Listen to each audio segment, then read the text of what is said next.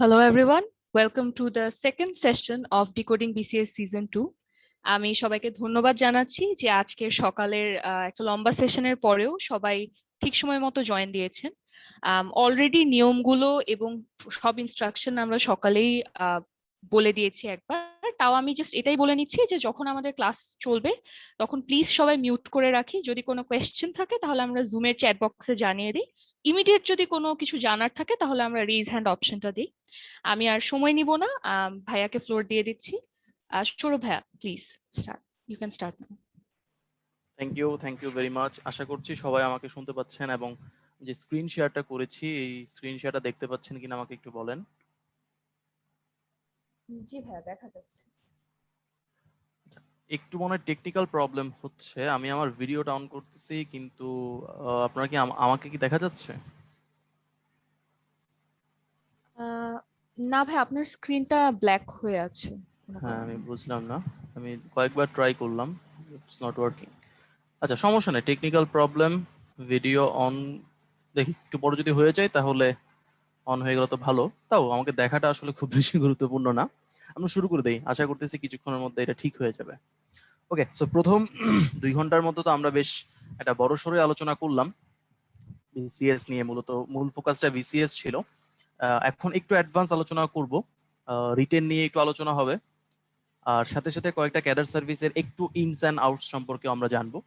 তো শুরুতে বলি, বিসিএস এর জার্নিটা কিন্তু একটা বড় জার্নি। এটা কিন্তু মানে সকালবেলাও আমি বেশ কয়েকবার বলেছি। এই বড় জার্নিতে সবচেয়ে বেশি যেটা গুরুত্বপূর্ণ সেটা হলো আপনার আগ্রহটা আসলে কতটুকু আছে, মানে এই ক্যাডার সার্ভিসে জয়েন করার আগ্রহটা আপনার কত বেশি স্ট্রং, এটা তো অনেক বেশি গুরুত্বপূর্ণ। তারপরে যেটা গুরুত্বপূর্ণ সেটা হলো ধৈর্য শক্তি। কারণ ধৈর্য শক্তি যদি আপনার পর্যাপ্ত পরিমাণ না থাকে, একটা বিশাল সময় আপনি ফ্রাস্ট্রেটেড ফিল করবেন। তো আমি এই জন্যই এই প্রিপারেশন আপনারা শুরু করার আগেই এই প্রস এন্ড কনস গুলো আপনাদেরকে জানিয়ে দিচ্ছি যে অবশ্যই অবশ্যই আপনাকে ধৈর্য শক্তি নিয়েই এই প্রিপারেশনটা শুরু করতে হবে। কারণ এখন নতুন যিনি চেয়ারম্যান স্যার এসেছেন, স্যার কিন্তু বলছেন যে খুব দ্রুত বিসিএস গুলো কন্ডাক্ট করবেন, কিন্তু সাথে কিন্তু কোভিড পরিস্থিতি এখনো পর্যন্ত খুব একটা সুখকর হয়নি আমাদের জন্য, এবং এখনো পর্যন্ত আমাদের যে সংক্রমণ সেটা কিন্তু সংক্রমণের হার অনেক বেশি। তো এই পরিস্থিতিতে যে খুব অদূর ভবিষ্যতে যে আমরা সবকিছু স্বাভাবিকভাবে পাচ্ছি এটা কিন্তু বলা যাচ্ছে না।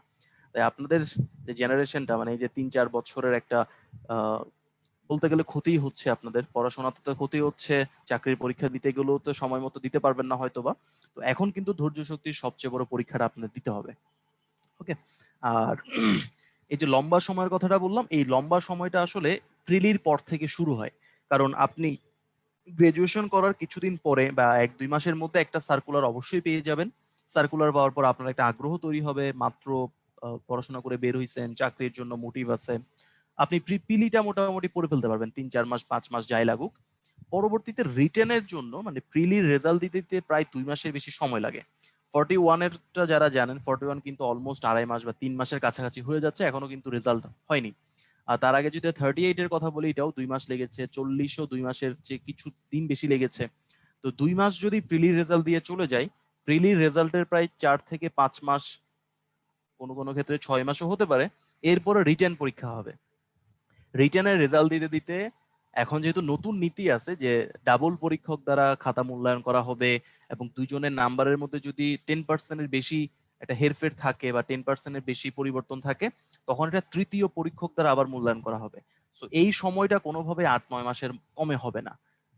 38-40 দুইটা বিসিএস হয়েছে, এই দুইটাতেই কিন্তু এটা 1 বছর লেগেছে। সো এখানে কিন্তু একটা বড় সময় চলে যাবে। তাহলে ওদিকে বললাম 8 মাস, এদিকে 1 বছর 18, প্রায় 1 বছর 8 মাস, তার মানে বুঝতেছেন 20 মাসের মতো আপনার সময় চলে গেল। এই রিটেন দেওয়ার পর আপনার ভাইবার জন্য ওয়েট করতে হবে, ভাইবা দিতে হবে, দেন জয়নিং, বিশাল একটা সময় কিন্তু চলে যাবে। এবং আপনি যদি এডুকেশন লাইনে থাকেন, এডুকেশন লাইনে ততদিন আপনি অ্যাসিস্ট্যান্ট প্রফেসর হয়ে যাবেন না। আমার প্রায় 2-2.5 বছর হয়ে গিয়েছিল, আমি আর 6-7 মাস থাকলে হয়তো বা অ্যাসিস্ট্যান্ট প্রফেসর হয়ে যেতাম। আপনি যদি ইঞ্জিনিয়ারিং লাইনে থাকেন তাহলে আপনি হয়তো বা একটা প্রমোশন পেয়ে যাবেন, অ্যাসিস্ট্যান্ট ইঞ্জিনিয়ার থেকে সাব ডিভিশনাল ইঞ্জিনিয়ার হয়ে যেতে পারেন, বা অন্য যে কোনো জবে আপনি যান না কেন আপনি 1-2টা প্রমোশন পেয়ে যাবেন। কিন্তু এই বিসিএস এর জন্য আপনি মাত্র শুরু করবেন, মানে 3 থেকে 3.5 বছর পরে যাত্রাটা মাত্র শুরু হবে, এবং আপনার কিন্তু কোনো প্রমোশন থাকবে না, আপনি ওই জুনিয়র পোস্টে জয়েন করবেন। তাই ধৈর্য শক্তিটা সবচেয়ে বেশি রাখতে হবে, এবং এই ধৈর্য শক্তিটা তখনই থাকবে যদি আসলে আপনার প্যাশন যেটা ফ্যাসিনেশন যদি বিসিএস এর প্রতি থাকে। তাই কেন আপনি এই পরীক্ষাটা দিতে যাচ্ছেন, এই কারণটা নিজেকে বুঝাবেন, মানুষকে পরে বুঝান, আগে নিজেকে বুঝান যে আপনি কেন এই পরীক্ষাটাতে অংশগ্রহণ করতে যাচ্ছেন এবং কেন এই জবটা আপনার দরকার বা কেন আপনার এই জবটা পাওয়া উচিত, এটা কিন্তু নিজের কাছে খুব বেশি ক্লিয়ার করতে হবে। ওকে, ক্লিয়ার করলেন, পড়াশোনা করলেন, তারপরেও কিন্তু মাঝখানে ফ্রাস্ট্রেশন তৈরি হবে। ফ্রাস্ট্রেশন তৈরি হবে না এর কোনো গ্যারান্টি নাই। অন্য কোনো জবে যদি থাকেন তাহলে হয়তো বা ফ্রাস্ট্রেশনটা অত বেশি বুঝতে পারবেন না ব্যস্ততার জন্য। যদি শুধু এক নাগারে পরীক্ষা বা প্রিপারেশন নেন বাসায় বসে বসে, তাহলে ফ্রাস্ট্রেশনের লেভেলটা অনেক বেশি হবে। সো এই ফ্রাস্ট্রেশন লেভেল থেকে বের হওয়ার জন্য আমি একটা দুইটা টেকনিক বলবো। প্রথমেই যেটা বলা যায় সেটা হলো, আমাদের যে ইনস্টিটিউশনগুলো, মানে আমাদের স্কুল, কলেজ, ইউনিভার্সিটি, এই ইনস্টিটিউশন না থাকলেও কিন্তু পড়াশোনা করা যায়। আপনাকে বই বলে দিলাম, সিলেবাস বলে দিলাম, পরীক্ষার ডেট বলে দিলাম, আপনি কিন্তু পড়ে শুনে পরীক্ষা দিয়ে দিতে পারবেন। অনেকে ভালো করবেন, কেউ খারাপ করবেন। গতানুগতিক ভাবে স্কুল কলেজে সবাই তো আর ভালো করে না। সো একই ঘটনাই ঘটবে, রেজাল্টও কম বেশি কাছাকাছি থাকবে। কিন্তু তাও স্কুল কলেজ কেন থাকে? সবকিছুর একটা নিয়ম সেট করার জন্য, এই জন্য ইনস্টিটিউশনালাইজেশন বলা হয় এটাকে। সো চেষ্টা করবেন একটা ইনস্টিটিউশনের সাথে যদি পড়েন, মানে যদি পারেন আর কি, যুক্ত থাকার। ওকে, সো আমি ছোট করে ইনস্টিটিউশনের কথাটা বলতেছি। এই ইনস্টিটিউশন তখনই যদি আপনি কোনো জবে না থাকেন, যদি কোনো জবে না থাকেন, কোনো ব্যবসা প্রতিষ্ঠানের সাথে যুক্ত না থাকেন, বা ফার্দার স্টাডির সাথে যুক্ত না থাকেন, মাস্টার্সের সাথে যুক্ত না থাকেন, এইসব বিষয় থাকলে কিন্তু আপনার ব্যস্ততা আছে। ব্যস্ততা যাদের নেই শুধুমাত্র তাদের জন্য বলতেছি, চেষ্টা করবেন কোনো একটা কোচিং এর সাথে যুক্ত থাকার। ওই কোচিং এ অ্যাটলিস্ট এক্সাম গুলো যেন রেগুলার দিবেন। ঠিক আছে, রিটেনের জন্য এক্সাম কিন্তু খুব বেশি গুরুত্বপূর্ণ। এখন এক্সামে নাম্বার কেমন পাচ্ছেন, আপনার খাতাটা প্রপারলি মনিটর করা হয়েছে কিনা, স্ক্রুটিনাইজ করা হয়েছে কিনা, এখানে ঝামেলা থাকবে। এটা কম বেশি সব প্রতিষ্ঠানেই আছে, কোনো জায়গায় আপনি পারফেক্ট পাবেন না। কিন্তু আপনি যে পরীক্ষাটা দিচ্ছেন, আপনার তো প্র্যাকটিস হয়ে যাচ্ছে। আপনার রিটেন পরীক্ষাতে আলটিমেট কাজ কিন্তু লিখতে হবে। যত বেশি লিখবেন তত বেশি নাম্বার পাবেন, এটাও বলা যায়। যত বেশি লিখবেন নাম্বারের পরিমাণটা একটু বাড়বে। সো ওই লিখার প্র্যাকটিসটা কিন্তু এখানে হয়ে যাবে। তাহলে একটা ইনস্টিটিউশনের সাথে যুক্ত থাকার চেষ্টা করবেন এবং ওই এক্সাম গুলো রেগুলার দেওয়ার চেষ্টা করবেন। আচ্ছা, এক্সাম দেওয়ার সাথে মানে এক্সামটা দিবেন আসলে দুইটা কারণে, দুইটা স্পেসিফিক কারণে এক্সামটা দিতে হবে। একটা হলো আপনার হ্যান্ড রাইটিং ইমপ্রুভ করতেছে কিনা, আরেকটা হলো টাইমিং, আপনি টাইম মতো পরীক্ষা শেষ করতে পারতেছেন কিনা। দেখেন ক্যাডারে, আপনি যদি ক্যাডার হতে চান আপনাকে রিটেন ভালো করতে হবে। প্রিলি দিয়ে কেউ ক্যাডার হয় না, ঠিক আছে? সো রিটেন ভালো করাই হলো একমাত্র উদ্দেশ্য ক্যাডার সার্ভিসে জয়েন করার জন্য। তাহলে হ্যান্ড রাইটিং কেন গুরুত্বপূর্ণ? আপনি 900 নাম্বারের একটা পরীক্ষা দিবেন, আমি একটু পরে ডিটেলস বলবো না। ওই 900 নাম্বার আপনাকে লিখতে হবে এবং 900 নাম্বারের পরীক্ষাটা টানা 5 দিনের মধ্যে হয়ে যাবে। আজকে শুরু, মনে করেন রবিবার শুরু, বৃহস্পতিবার পরীক্ষা শেষ। এর টানা লিখবেন। এর মধ্যে যদি আপনার হ্যান্ড রাইটিং ভালো না হয়, এই যে 40, 50, 60, 70 পৃষ্ঠা করে এক একটা খাতা দিবেন, হাতের লেখা যদি ভালো না হয় স্যার কিন্তু ইন্টারেস্টেড ফিল হবে না। তাই চেষ্টা করবেন হাতের লেখা যত বেশি পরিষ্কার করা যায়। যদি পরিষ্কার করতে গিয়ে হাতের লেখা একটু বড় করতে হয়, বড় করেন। যদি একটু গ্যাপ বেশি দিতে হয়, গ্যাপ বেশি দেন। এক পেজে আপনি 10 লাইন লিখবেন না 20 লাইন লিখবেন, এর পুরো এখতিয়ার আপনার আছে। আপনি চাইলে এখানে 15 লাইনও লিখতে পারেন, এখানে 20 লাইনও লিখতে পারেন, এনে চাইলে 10 লাইনও লিখতে পারেন।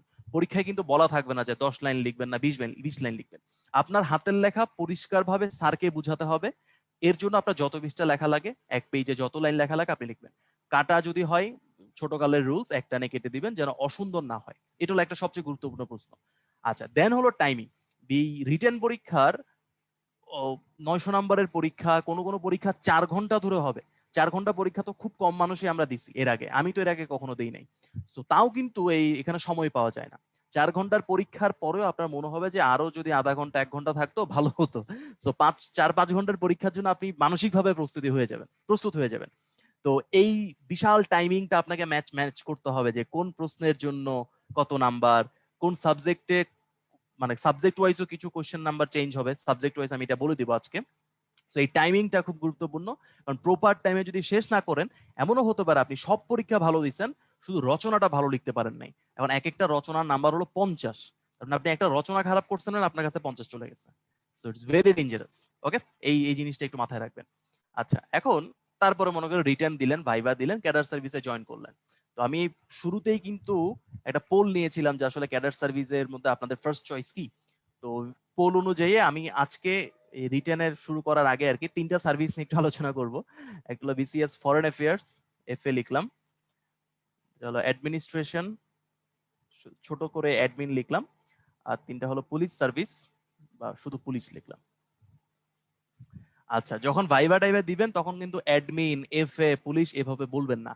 আপনি বলবেন বিসিএস অ্যাডমিনিস্ট্রেশন। এটার পুরা নাম কিন্তু বিসিএস অ্যাডমিনিস্ট্রেশন। এটা হলো বিসিএস ফরেন অ্যাফেয়ার্স, এটা হলো বিসিএস পুলিশ, এভাবে লিখতে হবে। ঠিক আছে? আচ্ছা, এখন এদের স্টার্টিং থেকে যতটুকু পর্যন্ত আমি ভালো বুঝি বা শেষ মুহূর্ত পর্যন্ত আমি বলে দিব যে কেরিয়ার গুলো কিরকম হবে। ফরেন সার্ভিসে যদি আপনি জয়েন করেন, আপনি এর দুই ধরনের পোস্টিং হতে পারে। একটা হলো হেডকোয়ার্টার, যেটা আসলে ঢাকায় অবস্থিত, পররাষ্ট্র মন্ত্রণালয় আর কি, যেটা সেগুনবাগিচা প্রেস ক্লাবের উল্টা পাশে। আর একটা হলো ফরেন মিশন বা শুধু মিশন লিখি, এই দুই জায়গায় পোস্টিং হতে পারে। তো বাইরের দেশের মিশনে পোস্টিং এর জন্য কোনো স্পেশাল কন্ডিশন নাই যে আপনাকে 2 বছর চাকরি করতে হবে বা আপনার ফাউন্ডেশন ট্রেনিং কমপ্লিট করতে হবে, এরকম কন্ডিশন নাই। এর আগেই মিশনে যাওয়া যায়। কিছু শিথিলতা আছে, বাট নর্মালি কাউকে পাঠায় না। এই দুইটা পোস্টিং হতে পারে। যদি আপনি অ্যাডমিনিস্ট্রেশনে যান, এখানেও আপনার দুই ধরনের পোস্টিং হতে পারে। একটা হলো ফিল্ড অ্যাডমিনিস্ট্রেশন, জেলা পর্যায়ে চলে যাবেন। আরেকটা হলো হেডকোয়ার্টার। এই হেডকোয়ার্টার বলতে আমি বিভিন্ন মিনিস্ট্রিকে বোঝাচ্ছি। যে কোনো মিনিস্ট্রিতে আপনাকে পোস্টিং দিতে পারে। সাধারণত প্রথম পোস্টিং যদি আপনি মিনিস্ট্রিতে পান, সেটা জনপ্রশাসন হওয়ার সম্ভাবনা অনেক বেশি। ওকে, আচ্ছা। আর পরেরটা হলো পুলিশ সার্ভিস। পুলিশ সার্ভিসে নর্মালি হেডকোয়ার্টারে পোস্টিং হয় না, জেলা সার্ভিসে হয়ে যায়। প্রথমটা আমি ফিল্ডই বলবো। আর হেডকোয়ার্টার পোস্টিং শুরুতে নাই বললেই চলে, তাও যদি বলি আর কি, যদি কারো পরে হেডকোয়ার্টার পড়তে পারে। এখন এই হেডকোয়ার্টার এবং মিশন বা হেডকোয়ার্টার এবং ফিল্ড সার্ভিসের মধ্যে কি কি কাজ করতে হয় সেটা একটু বলি। আপনার যদি ফরেন সার্ভিসের কথা বলি, এখানে হেডকোয়ার্টারে যদি পোস্টিং হয়, আপনার যে প্রথম পদ হবে সেটা হবে অ্যাসিস্ট্যান্ট সেক্রেটারি, এবং ব্র্যাকেটে একটা প্রভিশনাল কথা থাকে শিক্ষানবিশ। এটা যদিও কেউ বলে না, আপনি আমাকে জিজ্ঞেস করলে আমি কখনোই বলবো না যে আমি অ্যাসিস্ট্যান্ট সেক্রেটারি শিক্ষানবিশ বা সহকারী সচিব শিক্ষানবিশ, আমি বলবো না। বাট আমার আমার কিন্তু এখন পোস্ট হলো অ্যাসিস্ট্যান্ট সেক্রেটারি প্রভিশনাল। এটা কেউ বলে না, বাট মনে রাখবেন যে আপনি কিন্তু এখনো শিক্ষানবিশ। প্রথম 2 বছর আপনি শিক্ষানবিশই থাকবেন। আর মিশনে যদিও চলে যান, মিশনে চলে গেলে এই পোস্টের নাম চেঞ্জ হয়ে যায়। তখন এটা ফ্রেঞ্চে বলে সেক্রেটারি দ্য থার্ড, আর আপনি ইংলিশে লিখবেন থার্ড সেক্রেটারি। শুনতে খুব একটা মনে ভালো লাগে না, বাট পোস্টের নাম কিন্তু থার্ড সেক্রেটারি। এই জন্য আমরা ফ্রেঞ্চে বলি সেক্রেটারি দ্য থার্ড। আচ্ছা, আর অ্যাডমিনিস্ট্রেশনে যদি বলি, অ্যাডমিনিস্ট্রেশনে দেখি একটু চ্যাট বক্সে বলেন তো, অ্যাডমিনিস্ট্রেশনের ফিল্ড লেভেলে প্রথম যে পোস্ট বা পোস্টিং হয় সেটার নাম কি? জানেন মনে হয় অনেকেই, তো চ্যাট বক্সে বলেন আমাকে যে অ্যাডমিনিস্ট্রেশনের প্রথম পোস্টিং এর নাম কি।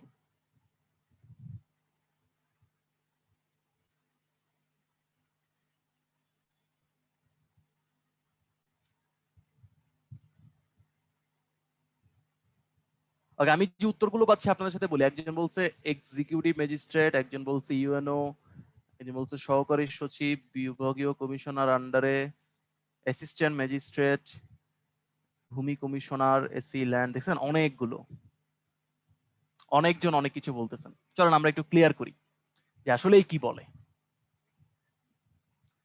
অ্যাডমিনিস্ট্রেশনের প্রথম পোস্টিং এর নাম হলো এসি, অ্যাসিস্ট্যান্ট কমিশনার শিক্ষানবিশ। এটা তো গেস করা উচিত ছিল আপনাদের, একটু আগে তো বলছিলাম অ্যাসিস্ট্যান্ট কমিশনার শিক্ষানবিশ। তাহলে পুলিশের জন্য কি হবে? সেম হবে, এএসপি,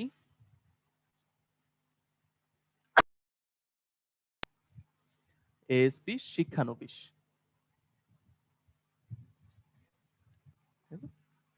কিন্তু পুলিশের যদি হেডকোয়ার্টারে পোস্টিং হয় আপনার, তখন কিন্তু আপনাকে অ্যাসিস্ট্যান্ট কমিশনার বলবে।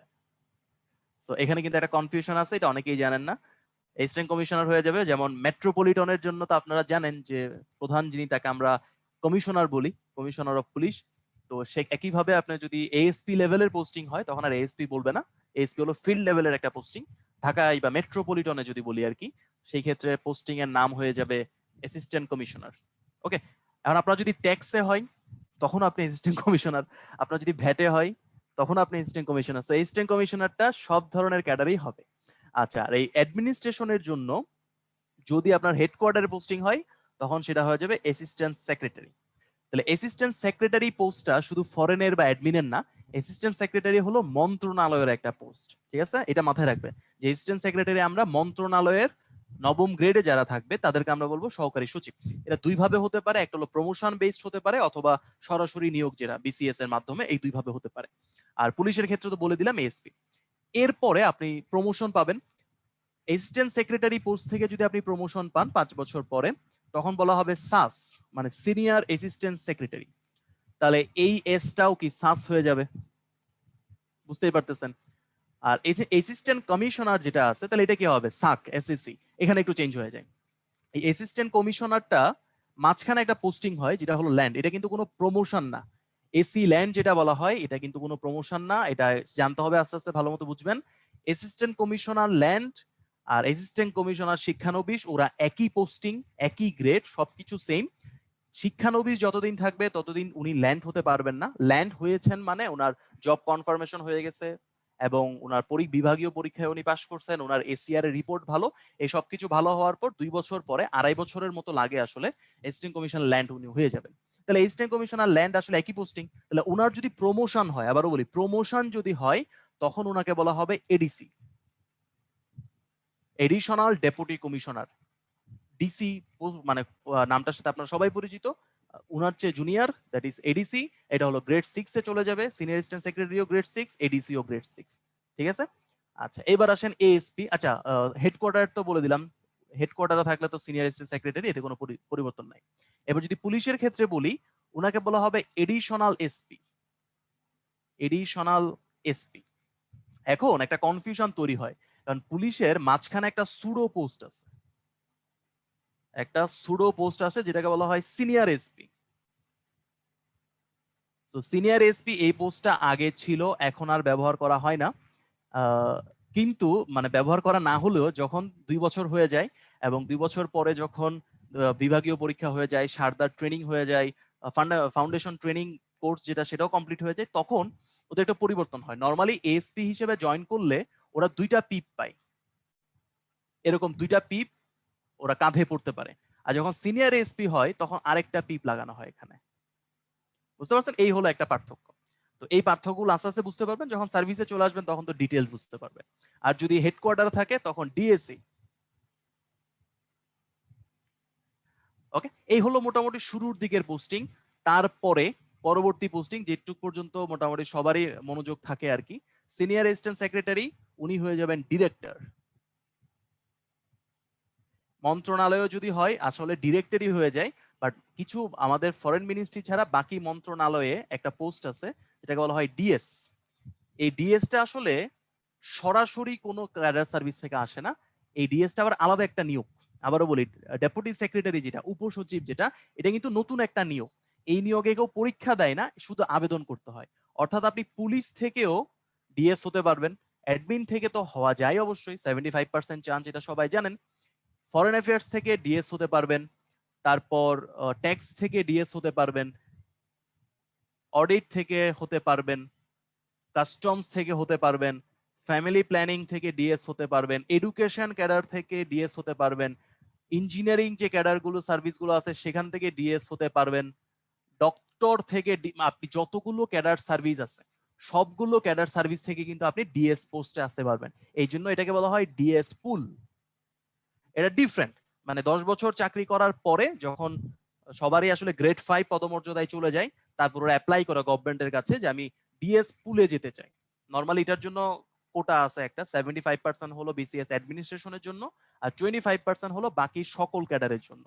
তো সকল ক্যাডার থেকে কেউ যদি চেঞ্জ করতে চান আপনারা ডিএস এ চলে আসতে পারবেন। ডিএস যদি একবার হয়ে যান, ডিএস এর পরবর্তী পোস্টিং গুলো সবাই মোটামুটি চিনেন। ডিএস এর পরে হলো জয়েন্ট সেক্রেটারি, তারপর হলো এডিশনাল সেক্রেটারি এবং ফাইনালি হলো secretary.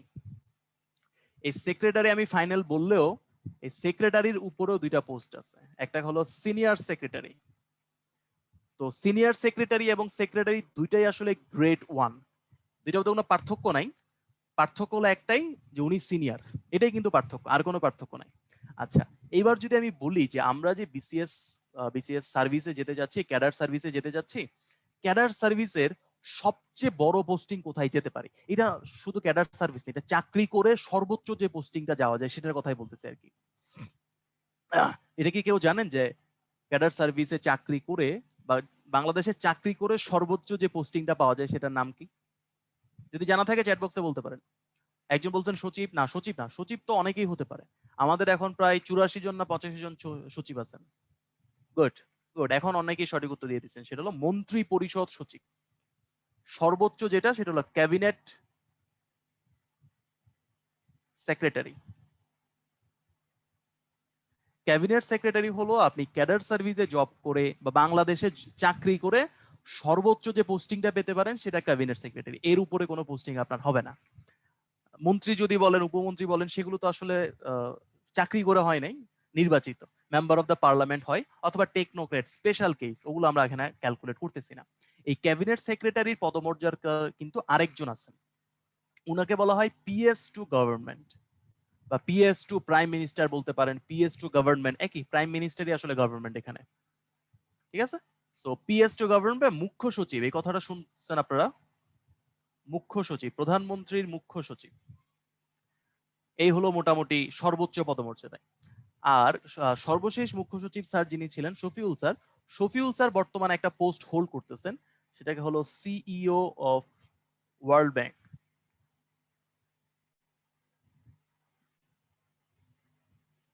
So CEO of world bank বা বিশ্ব ব্যাংকের বিকল্প প্রধান বলা হয় ওনাকে, উনিও কিন্তু ক্যাবিনেট সেক্রেটারি বা পিএস টু পিএম ওনাদের সম পদমর্যাদার, মানে সম্মানের দিক দিয়ে সমান, বাট সেটা কিন্তু গভর্নমেন্ট পোস্টিংও, মানে গভর্নমেন্টও দেখ ওনাকে নিয়োগ দেন, but that is not government posting, এটা চাকরির জীবনে না। যেমন মানবাধিকারের যে মানবাধিকার কমিশনের যিনি চেয়ারম্যান হন, উনি কিন্তু উনার এটা কোনো চাকরি না, মানে এটার জন্য কোনো উনি বেতন পান না, সম্মান পান বা সুযোগ সুবিধা পান, বেতন কিন্তু নাই, এরকম কিছু ঘটনা আর কি। এটা পরবর্তীতে যখন সার্ভিসে অনেকদিন থাকবেন তখন দেখবেন যে এই সার্ভিসের ডাইভার্সন অনেক বেশি, ডাইভার্সিটি তো প্রচুর, ডাইভার্সন অনেক বেশি। সো বিভিন্ন ভাবে কাজ করা যায়, প্রকল্পগুলো যে হয়, বিভিন্ন প্রকল্প পরিচালক হিসেবে চলে যেতে পারে। প্রকল্প পরিচালক নরমালি ডিএস পদমর্যাদা বা ডিরেক্টরের পদমর্যাদা হয়, সিনিয়রও হতে পারেন, জয়েন্ট সেক্রেটারিও প্রকল্প পরিচালক হতে পারেন, বা মহাপরিচালক হিসেবেও চলে আসতে পারেন। মন্ত্রণালয় ছাড়াও অধিদপ্তর থাকে, পরিদপ্তর থাকে, এগুলোতে কাজ করতে পারেন। সো মন্ত্রণালয় থেকে ভেঙে, মানে ছোট ছোট অংশ যদি চিন্তা করি, সেগুলো অধিদপ্তর বা পরিদপ্তর হিসেবে চলে যাবে। ওকে, তো আমি একটা দুইটা প্রশ্নের উত্তর দিয়ে নেই, বেশ কয়েকটা প্রশ্ন আমি পেয়েছি। যে একজন বলছে যে ভাইয়া যদি বোথ ক্যাডার চয়েস থাকে তাহলে টোটাল স্কোরের উপর ডিপেন্ড করে কিনা। হ্যাঁ, অবশ্যই অবশ্যই, মানে বোথ ক্যাডারটা টোটাল স্কোরের উপর ডিপেন্ড করে, সেটা আমরা একটু ভেঙে ভেঙে বলবো। ওকে, তো এই হলো মোটামুটি তিনটা ক্যাডার সার্ভিসের মোটামুটি আপস সম্পর্কে একটু বললাম, একদম ডাউন সম্পর্কে কিছুটা বললাম। জয়নিং এর গুলো জানা উচিত, কারণ শুরুতেই যখন চাকরিতে যাবেন এই প্রথম দিকের ঘটনাগুলো না জানলে একটু একটু ব্যাকওয়ার্ড ফিল হবে আর কি, যে অনেক কিছু জানেন না এরকম একটা মনোভাব থাকবে। তো শুরুর দিকে জিনিসগুলো জানবেন, আর সিনিয়র অবস্থায় কি কি পাবেন, কি কি সুযোগ সুবিধা আছে, এগুলো আসলে চাকরি করতে করতেই পেয়ে যাবেন, তাই তো? আজ থেকে 10 বছর পরে আপনি চাকরির কোন পোস্টিংটা পাবেন ওইটা এখন চিন্তা না করে এখন যে পোস্টিংটা পাবেন সেটা চিন্তা করাটা একটু মনে হয় বুদ্ধিমানের কাজ, ঠিক আছে? তাহলে আমরা রিটেনের একজন ভাই বলছেন, ফাহিম আপনি বলেছেন ক্যাবিনেট সেক্রেটারি নিয়োগ হয় কিভাবে? গভর্নমেন্ট, এটার নিয়োগ তো গভর্নমেন্ট দেয়, সরকার নির্বাচন করে দেন, সচিবদের একটা লিস্ট থাকে, সেই লিস্ট থেকেই নির্বাচন করতে পারেন। ওকে, তাহলে রিটেন প্রিপারেশন নিয়ে আমরা একটু শুরু করি, অনেকক্ষণ কথা বলছি, মাঝখানে আবার কথা বলবো, ডোন্ট ওয়ারি, ওই কথাগুলো আসলে বেশি গুরুত্বপূর্ণ। সো রিটেন প্রিপারেশন সম্পর্কে 4টা পয়েন্ট যদি আমি বলি, এটা হলো বিসিএস পরীক্ষার দ্বিতীয় ধাপ। এই ধাপে, মানে এই ধাপে যাওয়ার জন্য অবশ্যই কি করতে হবে, আপনাকে প্রিলি পাস করে আসতে হবে, প্রিলি পাস করতে হবে, কিন্তু প্রিলিতে হাইস্ট সর্বোচ্চ নাম্বার কোনো লাভ নাই, কারণ সেগুলো তো কাউন্ট হবে না, শুধু পাস করলেই হবে। প্রিলিতে টিকে আপনি চলে আসলেন বিসিএস এর দ্বিতীয় ধাপ, যেটা হলো বিসিএস রিটেন পরীক্ষা। আসলে এটাই বিসিএস পরীক্ষা, আগে কিন্তু প্রিলি হতো না, এক সময় দশম বিসিএস এর আগে কিন্তু কোনো প্রিলি ছিল না, 10 থেকে তো প্রিলি হওয়া শুরু হলো, তাহলে তার আগে কিন্তু ডিরেক্টলি রিটেন পরীক্ষার মাধ্যমে নিয়োগ হতো, এটা একটু মাথায় রাখেন। তাহলে মূল পরীক্ষাটা আমরা কি করব, রিটেন পরীক্ষা। তাহলে আপনার যদি বিসিএস ক্যাডার হওয়ার স্বপ্ন থাকে, আপনি মূলত রিটেনে ভালো করবেন, এই থট প্রসেসটা মাথার মধ্যে নিয়ে আসেন, এটা যদি নিয়ে আসতে পারেন তাহলে অবশ্যই ভালো করবেন। ওকে, তাহলে প্রথমে যেটা জানবো এটা হলো সেকেন্ড ফেজ, ফার্স্ট ফেজ পার করে ধরলাম যে আমরা সবাই চলে গেলাম সেকেন্ড ফেজে। এবার হলো এটার পরীক্ষার নাম্বার কত, পরীক্ষার নাম্বার হলো 900, যদিও এখানে একটা শুভঙ্করের ফাঁকি আছে, আপনি মাথায় ধরে রাখবেন +200। যদি আপনি বোথ ক্যাডারে অ্যাপ্লাই করেন তাহলে আপনার পরীক্ষাটা হবে 900 + 200। প্রিলিতে যেমন কাটমার্ক নিয়ে একটা গুঞ্জন উঠে যে কত নাম্বার পেলে আমি এবার টিকবো, রিটেনে কিন্তু এরকম কোনো কাটমার্ক নিয়ে চিন্তা করার বিষয় নাই, এখানে বলেই দিছে আপনি যদি 5 নাম্বার পান আপনি ভাইভা দিতে পারবেন। 5 নাম্বার কত, 50%। তার মানে আপনি যদি 900-তে পরীক্ষা দেন, এই 900-তে আপনাকে কত পেতে হবে? 900-তে পেতে হবে 450। আর আপনি বলতে পারেন যে ভাই আমি তো যদি বোথ ক্যাডারে পরীক্ষা দেই, আমি তো দিবি 1100, তাহলে আমাকে কি 550 পেতে হবে? না ভাই, আপনাকেও 450 পেতে হবে। এখানে একটা শুভঙ্করের ফাঁকি আছে, সেটাও বুঝাই দিব একটু পরে, যে টেকনিক্যাল এবং বোথ বা শুধু টেকনিক্যাল বা শুধু জেনারেল দিলে কি হয়। ঠিক আছে, এটা বলতেছি। আর হলো এখানে 2 ধাপে পরীক্ষা হয়, একটা হলো জেনারেল, একটা হলো জেনারেল এবং টেকনিক্যাল, এবং শুধু টেকনিক্যালও কিন্তু হতে পারে। চলেন এটা একটু বুঝাই যে কিভাবে এইগুলো ডিস্ট্রিবিউট করা হয়। সাধারণ ক্যাডার, সাধারণ ক্যাডার কোনগুলো? Foreign affairs, administration, police, tax, customs, audit, VAT VAT তো আলাদাভাবে বলার দরকার নাই, ফ্যামিলি প্ল্যানিং, আনসার, আর ছোট করে লিখতে পারতেছি না। ওকে, তাহলে এইগুলো মোটামুটি যদি বলি, নিরীক্ষা যেটা বলে ফেলছি, এগুলো হলো মোটামুটি সাধারণ ক্যাডার। আর টেকনিক্যাল ক্যাডার বা কারিগরি ক্যাডার, এটার সবচেয়ে বড় পোর্শনটা হলো এডুকেশন। দেখেন, ফিজিক্সের টিচার, কেমিস্ট্রির টিচার, ম্যাথের টিচার সবাই কিন্তু শিক্ষক। তাহলে এডুকেশন একটা পেশা, মানে অনেকগুলো পেশাগত ক্যাডারের মধ্যে একটা হলো এডুকেশন। ফিজিক্স একটা আলাদা, কেমিস্ট্রি একটা আলাদা, এভাবে কিন্তু না, সবাই সবগুলো মিলে এডুকেশন। এর বাইরে আর কি কি হতে পারে? এর বাইরে আপনি বন, ফরেস্ট, ফরেস্ট কিন্তু সবার জন্য থাকে না। এগ্রিকালচার, এগ্রিকালচার তো পাবেন না, বলে জুলজি বা বোটানি আপনার থাকতে হবে, তাহলে আপনি ফরেস্টে পাবেন। সড়ক ও জনপথ, রোডস এন্ড হাইওয়ে এর কথা যদি বলি, গণপূর্ত যদি কথা বলি, তারপর যদি আমি কৃষি, এগ্রিকালচার, এই যে নামগুলো পড়ছেন, এই সবগুলোকে বলা হচ্ছে পেশাগত ক্যাডার। ঠিক আছে, তাহলে পেশাগত এবং সাধারণ দুইটা আলাদা করে ফেলবো। লিস্ট দেখলে মোটামুটি বুঝতে পারবেন যে কোনটাতে সবাই পরীক্ষা দিতে পারে, কোনটাতে সবাই পরীক্ষা দিতে পারে না। এইভাবে আমরা আলাদা করে ফেলতে পারি। আগে একটা ক্যাডার ছিল, যেটা এখন মার্জ হয়ে গেছে বিসিএস অ্যাডমিনিস্ট্রেশনের সাথে, সেটা হলো বিসিএস ইকোনমিক ক্যাডার। এটা মোটামুটি সবচেয়ে লাক্সারিয়াস ক্যাডারের মধ্যে একটা। ঢাকায় পোস্টিং, পরিকল্পনা কমিশনে ওনাদের পোস্টিং হতো, এবং প্রচুর পড়াশোনা করার জায়গা ছিল। পড়াশোনার সাথে সাথে ফরেন পোস্টিং পাওয়া যেত, ফরেন ট্যুর পাওয়া যেত, অনেক সেমিনার বা টেকনিক্যাল গ্রাউন্ডের উপরে কাজ করা যেত, এবং গভর্নমেন্টের সাথে ডিরেক্টলি ওতপ্রোত ভাবে জড়িত। কারণ আপনি যদি গভর্নমেন্টের one of the most important sector বা one of the most important অর্গানাইজেশনের কথা বলেন, সেটা হবে নেক, ন্যাশনাল এক্সিকিউটিভ কমিটি, এবং যেটাকে পরিচালনা করা হয় একনেক দ্বারা। নামগুলো শুনছেন মনে হয় পেপার পত্রিকায়। সো একনেকের বা নেকের ডিরেক্ট কাজগুলো কিন্তু ইকোনমিক ক্যাডার করতে পারতো। তো এখন এটা যদি অ্যাডমিনিস্ট্রেশনের সাথে মার্জ হয়ে গেছে, তার মানে অ্যাডমিনিস্ট্রেশনের সবাই, মানে যে কোনো কেউ যদি এখানে সুযোগ পায় এই কাজগুলো করতে পারবে। ঠিক আছে, আচ্ছা, তাহলে মার্কস ডিস্ট্রিবিউশন নিয়ে কথা বলতেছিলাম। ওই 900 নাম্বার দেখেন, এই 900 এখানে সাধারণ ক্যাডারের জন্য 900টা কি কি? বাংলা 200, ইংরেজি 200, বাংলাদেশ অ্যাফেয়ার্স 200। ইন্টারেস্টিং বিষয় দেখেন, এই তিনটা মিলেই কিন্তু 600 হয়ে গেল। বাংলা, ইংরেজি, বাংলাদেশ 600। আন্তর্জাতিক 100, গণিত এবং মানসিক দক্ষতা 100 লিখে ফেলছি, এটা আসলে 50 প্লাস 50। এবং এই রিটেনে গিয়ে একটাই শুধু আপনাকে এমসিকিউ পরীক্ষা দিতে হবে, সেটা হলো মানসিক দক্ষতা। এটা কিন্তু এখনো এমসিকিউ দিতে হয়, 150টা প্রশ্ন থাকে, 50টার মান 50 নাম্বার। তাহলে দুইটা মিলে 100। সাধারণ বিজ্ঞান প্রযুক্তি, এখানে আইসিটি থাকে, এখানে ট্রিপলি থাকে, এই দুইটা তো আছেই। এখানে বায়োলজি থাকে, এখানে কেমিস্ট্রি থাকে, এখানে ফিজিক্স থাকে, এখানে জিওলজি থাকে, এখানে থাকে না এমন কিছু নাই। এটা একদম মিক্সচার একটা। সব কিছু মিলে আরো 100 নাম্বার, এই হলো 900 নাম্বার যদি আপনি জেনারেল ক্যাডারে অ্যাপ্লাই করেন। ঠিক আছে, আর যদি আপনি জেনারেলের সাথে প্লাস টেকনিক্যাল ক্যাডারও অ্যাপ্লাই করেন, তাহলে আপনাকে আরেকটা পরীক্ষা দিতে হবে, সেটা হলো ডিপার্টমেন্টাল এক্সাম, পদ সংশ্লিষ্ট বিষয়। আপনি যদি ট্রিপলি নিয়ে পড়াশোনা করেন, আপনি ট্রিপলির উপর একটা পরীক্ষা দিবেন। আপনি যদি কেমিস্ট্রি নিয়ে পড়াশোনা করেন, কেমিস্ট্রির উপর পরীক্ষা দিবেন। ফিজিক্স নিয়ে পড়াশোনা করলে ফিজিক্স নিয়ে পরীক্ষা দিবেন। সিএসসি পড়লে সিএসসি এর উপর পরীক্ষা দিবেন। তাহলে জেনারেল ক্যাডার এবং বোথ ক্যাডার যদি অ্যাপ্লাই করেন, জেনারেলের 900 দিবেন, সাথে এক্সট্রা দিবেন কি এই 200 নাম্বারের একটা পরীক্ষা। আর কেউ যদি শুধুমাত্র টেকনিক্যাল ক্যাডার অ্যাপ্লাই করেন, তাহলে জেনারেল ক্যাডার না, তার জন্য নাম্বার এখান থেকে শুরু হবে। বাংলা 100, ওই 200 থেকে 100 হয়ে গেল। এখানে আমি বলি মাইনাস দ্বিতীয় পত্রের পরীক্ষাটা এখানে দিতে হয় না। বাংলা আসলে দুইটা পত্রের পরীক্ষা হয়, প্রথম পত্র এবং দ্বিতীয় পত্র। দ্বিতীয় পত্রের পরীক্ষাটা এখান থেকে বাদ যাবে। ইংরেজি 200, কোনো পরিবর্তন নাই। বাংলাদেশ আন্তর্জাতিকে কোনো পরিবর্তন নাই। ম্যাথ মানসিক দক্ষতায় কোনো পরিবর্তন নাই। এখানে দেখেন জেনারেল সায়েন্স যেটা, এই পরীক্ষাটা পেশাগত ক্যাডারে আপনাকে দিতে হবে না। এই হলো বেসিক পার্থক্য।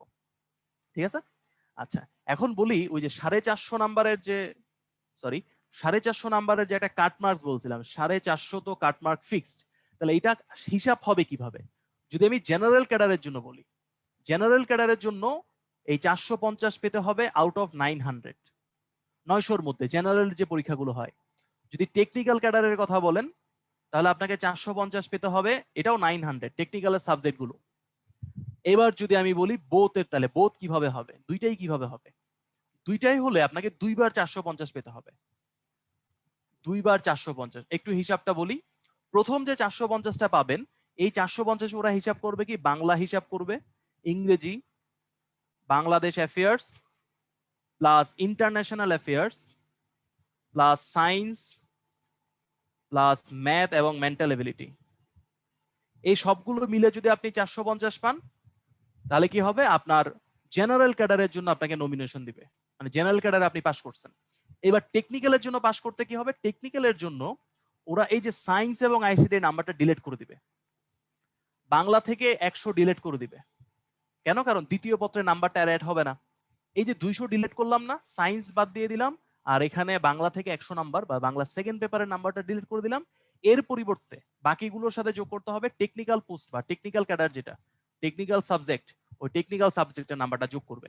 তাহলে এখানেও যদি 450 পান, এখান থেকে দুইটা সাবজেক্টের বিয়োগ করে টেকনিক্যাল সাবজেক্ট যোগ করেও যদি 450 পান, তখনই আপনি বোথ ক্যাডারে পাস করবেন। আশা করি বুঝতে পারছি যে আলাদা আলাদা ভাবে পাস করতে হবে। ওকে, আচ্ছা। এখন কোন ভদ্রলোক মনে করেন যে এই টেকনিক্যাল সাবজেক্ট ছাড়াই 450 পেয়ে গেছে, মানে হলো সায়েন্স এবং বাংলার ওই 100 ছাড়াও 450 পাইছে, টেকনিক্যাল সাবজেক্টে 0 পাইছে, তাহলে কি সে বোতে পাস করবে? হ্যাঁ, সে 450 পেলেই পাস করবে, কোনো সাবজেক্টে আলাদাভাবে পাস করতে হবে এমন কিন্তু কথা নাই। ওকে, তাহলে কন্ডিশন এখানে আলাদাভাবে পাস করার নাই, একটা কন্ডিশন আছে। সেই কন্ডিশনটা হলো আপনি যদি 30%-এর চেয়ে কম নাম্বার পান, লেস দেন 30%, মানে 200-তে যদি 60-র কম পান, আপনার কোনো নাম্বার যোগ হবে না। ধরেন আপনি ওই টেকনিক্যাল সাবজেক্টে 51 পাইছেন, 51, তাহলে লেস দেন 30%, কিন্তু দ্যাট ইজ লেস দেন 30%, এই নাম্বারটা কিন্তু আপনার এখানে যোগ হবে না, মানে আপনি 0 পাইছেন এটা ধরে নিবে। এই হলো একটা ঝামেলা। তাহলে কোনো সাবজেক্টে 30%-এর নিচে যদি নাম্বার পান, তাহলে এটা কপালে শনি আছে, ওই পুরো নাম্বারটাই বাদ চলে যাবে। ঠিক আছে, এই হলো মোটামুটি নাম্বার কিভাবে ক্যালকুলেশন করা হয়। আচ্ছা, এবার রিটেনের যেহেতু প্রচুর পড়াশোনা, এটা আপনি যদি আজকেও প্রিপারেশন নেন বা আজকেও চিন্তা করেন বিসিএস দিবেন, তাহলে আপনি ডেফিনেটলি জানেন যে প্রচুর পড়াশোনা করতে হয়। তাহলে রিডিং হ্যাবিটের কোনো বিকল্প এখানে নাই। এখন কি পড়বেন, কি পড়বেন আমি একদম লিস্ট করে দেই। প্রথমত অবশ্যই অবশ্যই যেটা মাস্ট, যে কাজটা আপনাকে মাস্ট করতে হবে, যে একটা প্রকাশনী, যে কোনো প্রকাশনীর এক সেট বই পড়তে হবে, যে কোনো প্রকাশনীর বই এক সেট। মনে করেন আপনি বইটই কিনলেন, কিনে বাংলা সাবজেক্টটা নিলেন, যে বাংলা দিয়ে শুরু করব, এই বাংলাটা দেখবেন মিনিমাম 1400 থেকে 1500 পৃষ্ঠা। তা আপনি মনে করেন মন টন খারাপ করে বললেন যে বাংলা পরে পড়বো, আমি বাংলাদেশ অ্যাফেয়ার্স পড়বো। বাংলাদেশ অ্যাফেয়ার্স দেখবেন মিনিমাম 1800 পৃষ্ঠার একটা বই। তো এরকম কোন সাবজেক্টে আপনি পাবেন না যেটা 1000 পৃষ্ঠার নিচে কোনো বই বানানো আছে। সকল প্রকাশনীতেই মোটামুটি সেম ঘটনা, বিশাল বড় বড় এক একটা বই, এবং এত মোটা বই যে আপনি কেরিয়ারে বা 4 বছর যে পড়াশোনা করছেন ওই সময় এত মোটা বই দেখেন নাই। তো নর্মাল প্রকাশনী 2-3টা বই যোগ করে হয়তো বা 1400-1500 পৃষ্ঠা হবে। তাহলে এই যে একটা ভীতি, এটা কিন্তু ভীতিটা আপনার মধ্যে যদি থাকবে, ফিউচারে যারা পড়াশোনা করবে তাদেরও থাকবে, আমাদেরও ছিল। তো এই বইগুলো শুধুমাত্র আপনাকে কোন বিষয়গুলো নিয়ে পড়াশোনা করতে হবে, কোন বিষয়গুলোর উপর পরীক্ষায় প্রশ্ন আসছে এবং উত্তরটা কিভাবে দেয়া আছে, শুধু একটু পর্যন্ত, এর বাইরে আর যাওয়া দরকার নেই। এখান থেকে কোনো প্রশ্ন আপনি মুখস্থ করবেন না, কোনো উত্তর মুখস্থ করবেন না, কারণ আপনি যদি একটা বই থেকে মুখস্থ করেন, আপনি বিশ্বাস করেন এই বইটা অনেকেই পড়তেছে, অনেকেই উত্তরটা শিখে রাখবে, তা আপনার উত্তরটা ইউনিক হবে না। চেষ্টা করবেন আপনার নিজের প্রশ্নের মধ্যে বা উত্তরগুলোর মধ্যে কিছু ইউনিক ব্যাপার স্যাপার তৈরি করার জন্য। আমরা সাবজেক্ট ওয়াইজই বলবো আজকে, তখন এই প্রত্যেকটা সাবজেক্টের কিভাবে ইউনিকনেস আনা যায় সেটা সম্পর্কে বলবো। ওকে, তাহলে এই যে 1000, 1500, 2000 পৃষ্ঠার বই আপনি চিন্তা করতেছেন, এই বই কিন্তু হুট করে পড়া শুরু করা সম্ভব না, বা এর জন্য যে মেন্টাল স্ট্রেসটা তৈরি হবে সেটাও দূর করা উচিত। সো সেই দূর করার জন্য যেটা আমি বলবো, এটা মাস্ট না, মাস্ট তো এটা আসলে বলা যায় না, বাট আপনার কি বলে আগ্রহটা বাড়ানোর জন্য, সেটা হলো গল্পের বই পড়বেন। বিভিন্ন গল্পের বই পড়বেন যেন আপনার স্ট্রেস আউট করতে পারেন। দেখেন, আপনি যদি হুমায়ুন আহমেদের একটা বই পড়েন, মনে করেন হুমায়ুন আহমেদের একটা বই শুরু করলেন যেটা হলো 250 পৃষ্ঠা, আপনি শিওর এটা একদিনে পড়ে ফেলতে পারবেন, এটা কোনো ডাউট নাই। একদিন হয়তো পুরোটা লাগবেও না, 2 বসায় একবার বসলেন, ব্রেক নিলেন, পরবর্তী বসায় বই শেষ, খুবই সম্ভব। তো এরকম যদি আপনি মাঝে মাঝে 200-250 পৃষ্ঠার বই পড়ে ফেলেন, বা কোনোদিন 300-350 পৃষ্ঠার বই পড়ে ফেলেন, আপনার মাথার মধ্যে বা আপনার মাইন্ড আপনাকে ট্রেন করবে যে হ্যাঁ আপনি তো 300 পেজ একদিনে পড়তেই পারেন বা 200 পেজ একদিনে পড়তেই পারেন, এটা it's not a big deal. ওই মাইন্ডসেটটা নিজের মধ্যে নিয়ে আসতে হবে, মাইন্ডকে ট্রিক করে। এবং সেই ট্রিকটা এই বাংলা বা বাংলাদেশ অ্যাফেয়ার্স দিয়ে করতে যান না, তাহলে উল্টা ট্রিক হয়ে যাবে, দেখবেন 20 পৃষ্ঠাও পড়তে পারতেছেন না। এই হলো একটা বিশাল ঝামেলা। তাহলে গল্পের বই পড়তে হবে। এখন আপনি যদি একটু বুদ্ধিমান হন, এই গল্পের বইগুলো এমন গল্পের বই পড়বেন যেগুলোতে আপনি টেনশনও রিলিজ করতে পারবেন, সাথে বিসিএস এর প্রিপারেশন হয়ে যায়। মানে এইখানে একটা মাথা খাটানোর কাজ করতে হবে। সো কি বই পড়বেন? আপনি মুক্তিযুদ্ধের বই পড়বেন। মুক্তিযুদ্ধের বই পড়লে অনেকগুলো ঘটনা ঘটবে। এক হলো রিটেনে মুক্তিযুদ্ধের উপর 50 নম্বরের প্রশ্ন আসবে। রচনা চলে আসতে পারে একটা মুক্তিযুদ্ধের উপরে, বাংলা বা ইংলিশ দুইটাতেই। আন্তর্জাতিকে মুক্তিযুদ্ধের আপনি ইম্প্যাক্ট গুলো তুলে ধরতে পারবেন। ইন ফিউচার ভাইভা যখন দিবেন তখনও মুক্তিযুদ্ধের উপর প্রচুর প্রশ্ন হবে। আর চাকরি যদি করতে চান, গভর্নমেন্ট সার্ভিসে চাকরি করলে বাংলাদেশের ইতিহাস আপনার নখদর্পণে থাকতে হবে। তাহলে 2 ঘটনা, মুক্তিযুদ্ধের গল্পগুলো পড়তে আপনার ভালোও লাগবে, দেশ সম্পর্কেও জানবেন, সাথে সাথে কি হচ্ছে বিসিএস এর প্রিপারেশনও কিন্তু হয়ে যাচ্ছে। এটা হলো একটা টেকনিক। নেক্সট টেকনিক হলো, আপনারা যখন প্রিলি পড়বেন, প্রিলিতে দেখবেন মাঝে মাঝে আসে যে নিচের কোন গ্রন্থটি বঙ্কিমের লেখা, নিচের কোন গ্রন্থটি রবীন্দ্রনাথের লেখা। আপনারা হয়তোবা নামগুলো পড়তেছেন, চোখের বালি নামটা পড়ছেন, বা শেষের কবিতা শুধু নাম পড়তেছেন, বা মৃত্যু ক্ষুধা নামটা পড়তেছেন, বইটা তো পড়া হচ্ছে না। এরকম এই যে বিখ্যাত বই বই যেগুলো অনেকবার ধরে পরীক্ষায় আসতেছে, এই বইগুলো এখানে পড়বেন। তাহলে নির্বাচিত কিছু বই পড়বেন, নির্বাচিত রাইটারের বই। কোন রাইটার? যাদের উপর বিসিএস এর প্রশ্ন আসে। কোন প্রশ্নগুলো? যেগুলো বারবার আসে। এগুলো যদি পড়েন, রিটেনও তো এটা আসবে, 30 নাম্বারের বাংলা থেকে কোশ্চেন আসে, সাহিত্য থেকে। তাহলে দেখেন আবারও টেকনিক একটা কাজে লাগলো আপনার।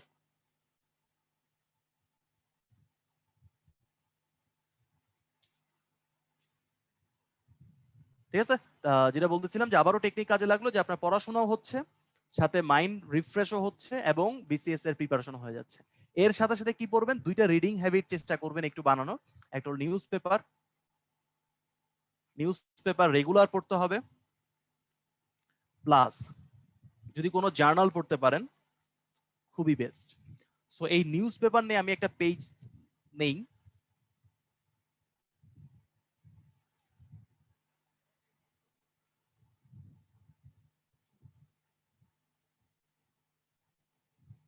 সরি একটু ডিসকানেক্ট হয়ে গেছিল। আমার স্ক্রিন থেকে আবার আসছে, একটু বলেন তো আমাকে, চ্যাট বক্সে ইয়েস বললেই হবে। জি স্ক্রিন ভাইয়া মনে হয় একটু এসেছে। এসেছে, ওকে থ্যাংক ইউ। আচ্ছা, নিউজ পেপার নিয়ে কথা বলতেছিলাম যে নিউজ পেপার মানে একটা নিউজ পেপার যদি আপনি রেগুলার রাখেন, এটার দাম হলো 10 থেকে 12 টাকা, এখন হয়তো বা 15 টাকা হয়ে গেছে। তো 15 টাকা একটা প্রতিদিন আপনি নিচ্ছেন, এই পেপারটা যদি পুরাটা না পড়েন তাহলে কিন্তু একটা মানসিক শান্তি অশান্তি থাকে, যে আমি পেপার রাখতেছি প্রতিদিন একটা বা দুইটা করে, ডেইলি 30 টাকা 25 টাকা খরচ হচ্ছে, আমি বইটা পড়তেছি না। এখন এই পেপার যদি আপনি পড়তে যান আপনার সারাদিন চলে যাবে। তাহলে নিউজ পেপার সব পড়া যাবে না, বা সব নিউজ পড়া যাবে না। নিউজ পেপার পড়তে হবে টেকনিক্যালি, যত বেশি মাথা এখানে খাটাতে পারেন। তাহলে কি কি পড়বেন? এক হলো ফার্স্ট পেজ। তো ফার্স্ট পেজে 2 ধরনের ঘটনা থাকে। কিছু থাকে দুর্ঘটনা, বুঝতে পারতেছেন দেশে মানে দেশের আনাচে কানাচে অনেক দুর্ঘটনা ঘটে। এগুলো একটু অমিট করার চেষ্টা করবেন, কারণ এগুলো পড়লে মনে কষ্ট বাড়ে, বা কিছুক্ষণের জন্য আপনি ডাইভার্ট হয়ে যেতে পারেন, চিন্তা ভাবনা অন্যরকম হয়ে যেতে পারে। তো চেষ্টা করবেন দুর্ঘটনা এখন একটু নিজে থেকে দূরে রাখার জন্য। কারণ দেখেন আপনি একটা ডিফারেন্ট লাইফের জন্য পড়াশোনা করতেছেন, আপনার কষ্ট আলাদা, আপনি অন্যের কষ্টে ব্যথিত হবেন, অবশ্যই হবেন, কিন্তু এত বেশি ব্যথিত হয়ে যাবেন না যে নিজের পড়াশোনা বাদ দিয়ে দিবেন। সো ফার্স্ট পেজের কিছু জিনিস অমিট করবেন, বাকিগুলো পড়বেন। সো বাকিগুলোর মধ্যে এখানে বাংলাদেশের গুরুত্বপূর্ণ কিছু অর্জন থাকতে পারে, বিশ্বের কোনো বিশেষ দেশের একটা অর্জন থাকতে পারে, এগুলো পড়বেন। এলো ফার্স্ট পেজ। ফার্স্ট পেজ আর লাস্ট পেজের মধ্যে আসলে খুব একটা পার্থক্য নাই, কারণ মানুষ প্রথমে এই দুইটা পড়ে। তাই ফার্স্ট পেজ এবং লাস্ট পেজের মধ্যে বাংলাদেশ এবং বিশ্বের সবচেয়ে গুরুত্বপূর্ণ ঘটনাগুলো তুলে ধরে। অ্যাটলিস্ট হেডিংটা দিয়ে দেয় বা ছোট করে একটা আর্টিকেল দিয়ে দেয়, বিশদ হয়তো বা ভেতরে দেয়। তাহলে ফার্স্ট পেজ এবং লাস্ট পেজ আমাদের জন্য মাস্ট। এগুলো মোটামুটি বাইবেলের মতো, এই দুইটা পড়তেই হবে। এখন এই দুইটা পড়ে আপনি খুব ভালো উত্তর লিখতে পারবেন না। ভালো উত্তর লেখার জন্য আপনাকে পড়তে হবে অন্য একটা, হলো সম্পাদকীয়, এডিটোরিয়াল যদি ইংরেজিতে বলেন, মানে বাংলা ইংলিশ দুইটাই পড়বেন। সম্পাদকীয় পড়বেন প্লাস উপসম্পাদকীয় পড়বেন, সাব এডিটোরিয়াল পড়বেন, সাথে যদি কোনো পাবলিক অপিনিয়ন থাকে সেটা পড়বেন। তাহলে এই তিনটা যদি আপনি পড়েন আপনার দুইটা উপকার হবে। একটা হলো সম্পাদকীয় বা উপসম্পাদকীয় যারা লিখেন তাদের হাত যথেষ্ট সিদ্ধহস্ত, তারা খুব সুন্দর লিখতে পারেন, আপনার ভাষা শেখা হবে এবং ওই ঘটনাটা জানা হবে। এখন এখন আপনি মনে করেন সর্বশেষ ব্রাজিল আর্জেন্টিনার খেলায় ব্রাজিল 1-0 গোলে হেরে গেছে আর্জেন্টিনার কাছে। তো যখন এই ঘটনার উপর একটা সম্পাদকীয় লেখা হবে, বিশ্বাস করেন এই যে মানে এক সপ্তাহ আগে যে খেলাটা হয়েছে না, এই খেলার উপর সর্বোচ্চ 3টা থেকে 4টা লাইন থাকবে, এর বেশি থাকবে না। বাট পুরো পৃষ্ঠা জুড়ে আপনি একটা ইতিহাস দেখতে পারবেন যে ব্রাজিল আর্জেন্টিনার দ্বৈরথ কবে থেকে শুরু হয়েছে, ব্রাজিলের ফ্যান সংখ্যা কবে বৃদ্ধি পাইছে, আর্জেন্টিনার ফ্যান সংখ্যা কবে বৃদ্ধি পাইছে, ব্রাজিলের সবচেয়ে গুরুত্বপূর্ণ ওয়ার্ল্ড কাপ কোনটা ছিল, আর্জেন্টিনার জন্য কোনটা ছিল, কেন ম্যারাডোনার প্রভাবটা এত বেশি, উনি কোন পার্সপেক্টিভে খেলা শুরু করছে, বর্তমান মানুষের মধ্যে এটার উপকারিতা কি অপকারিতা কি, এর যে খারাপ কিছু দিক আছে, কিছু ঘটনা ঘটে, অপ্রীতিকর ঘটনা ঘটে, এগুলো কেন ঘটতেছে, কিভাবে এগুলো আটকানো যায়, এটা পুরো রচনা দিয়ে দিবে আপনাকে। সম্পাদকীয় সুবিধা এটাই যে কারেন্ট ঘটনা আপনি জানবেন, তার ইতিহাস জানবেন, ভালো কোনটা খারাপ কোনটা, ভালো কেন খারাপ কেন এগুলো আপনি জেনে যাবেন। যেগুলো সবচেয়ে গুরুত্বপূর্ণ মনে হবে সেগুলো কাট করে রেখে দিবেন। আর যদি অনলাইনে পড়েন প্রিন্ট করে রেখে দিবেন, একটা প্রিন্টার কিনে রাখতে পারেন। রিটার্নের সময় প্রিন্টার আপনার সবচেয়ে বড় বন্ধু হবে, কারণ এত বেশি হাতে লেখা যায় না, এত বেশি সেভ করে কম্পিউটারে পড়াও হয় না, মোবাইলে তো জীবনেও পড়া হবে না। Printer can B a good friend. চেষ্টা করেন 2-2.5 হাজার টাকার মধ্যে পাওয়া যায়, একটা প্রিন্টার কিনে ফেলেন, খুব খুব কাজে লাগবে। ওকে, তাহলে সম্পাদকীয় উপসম্পাদকীয় গুরুত্ব বুঝালাম। আরেকটা টপিক আপনাকে পড়তে হবে, সেটা হলো একটা পেজ থাকে যেটাকে বলা হয় আন্তর্জাতিক খবরাবলী, এটা একটু পড়বেন।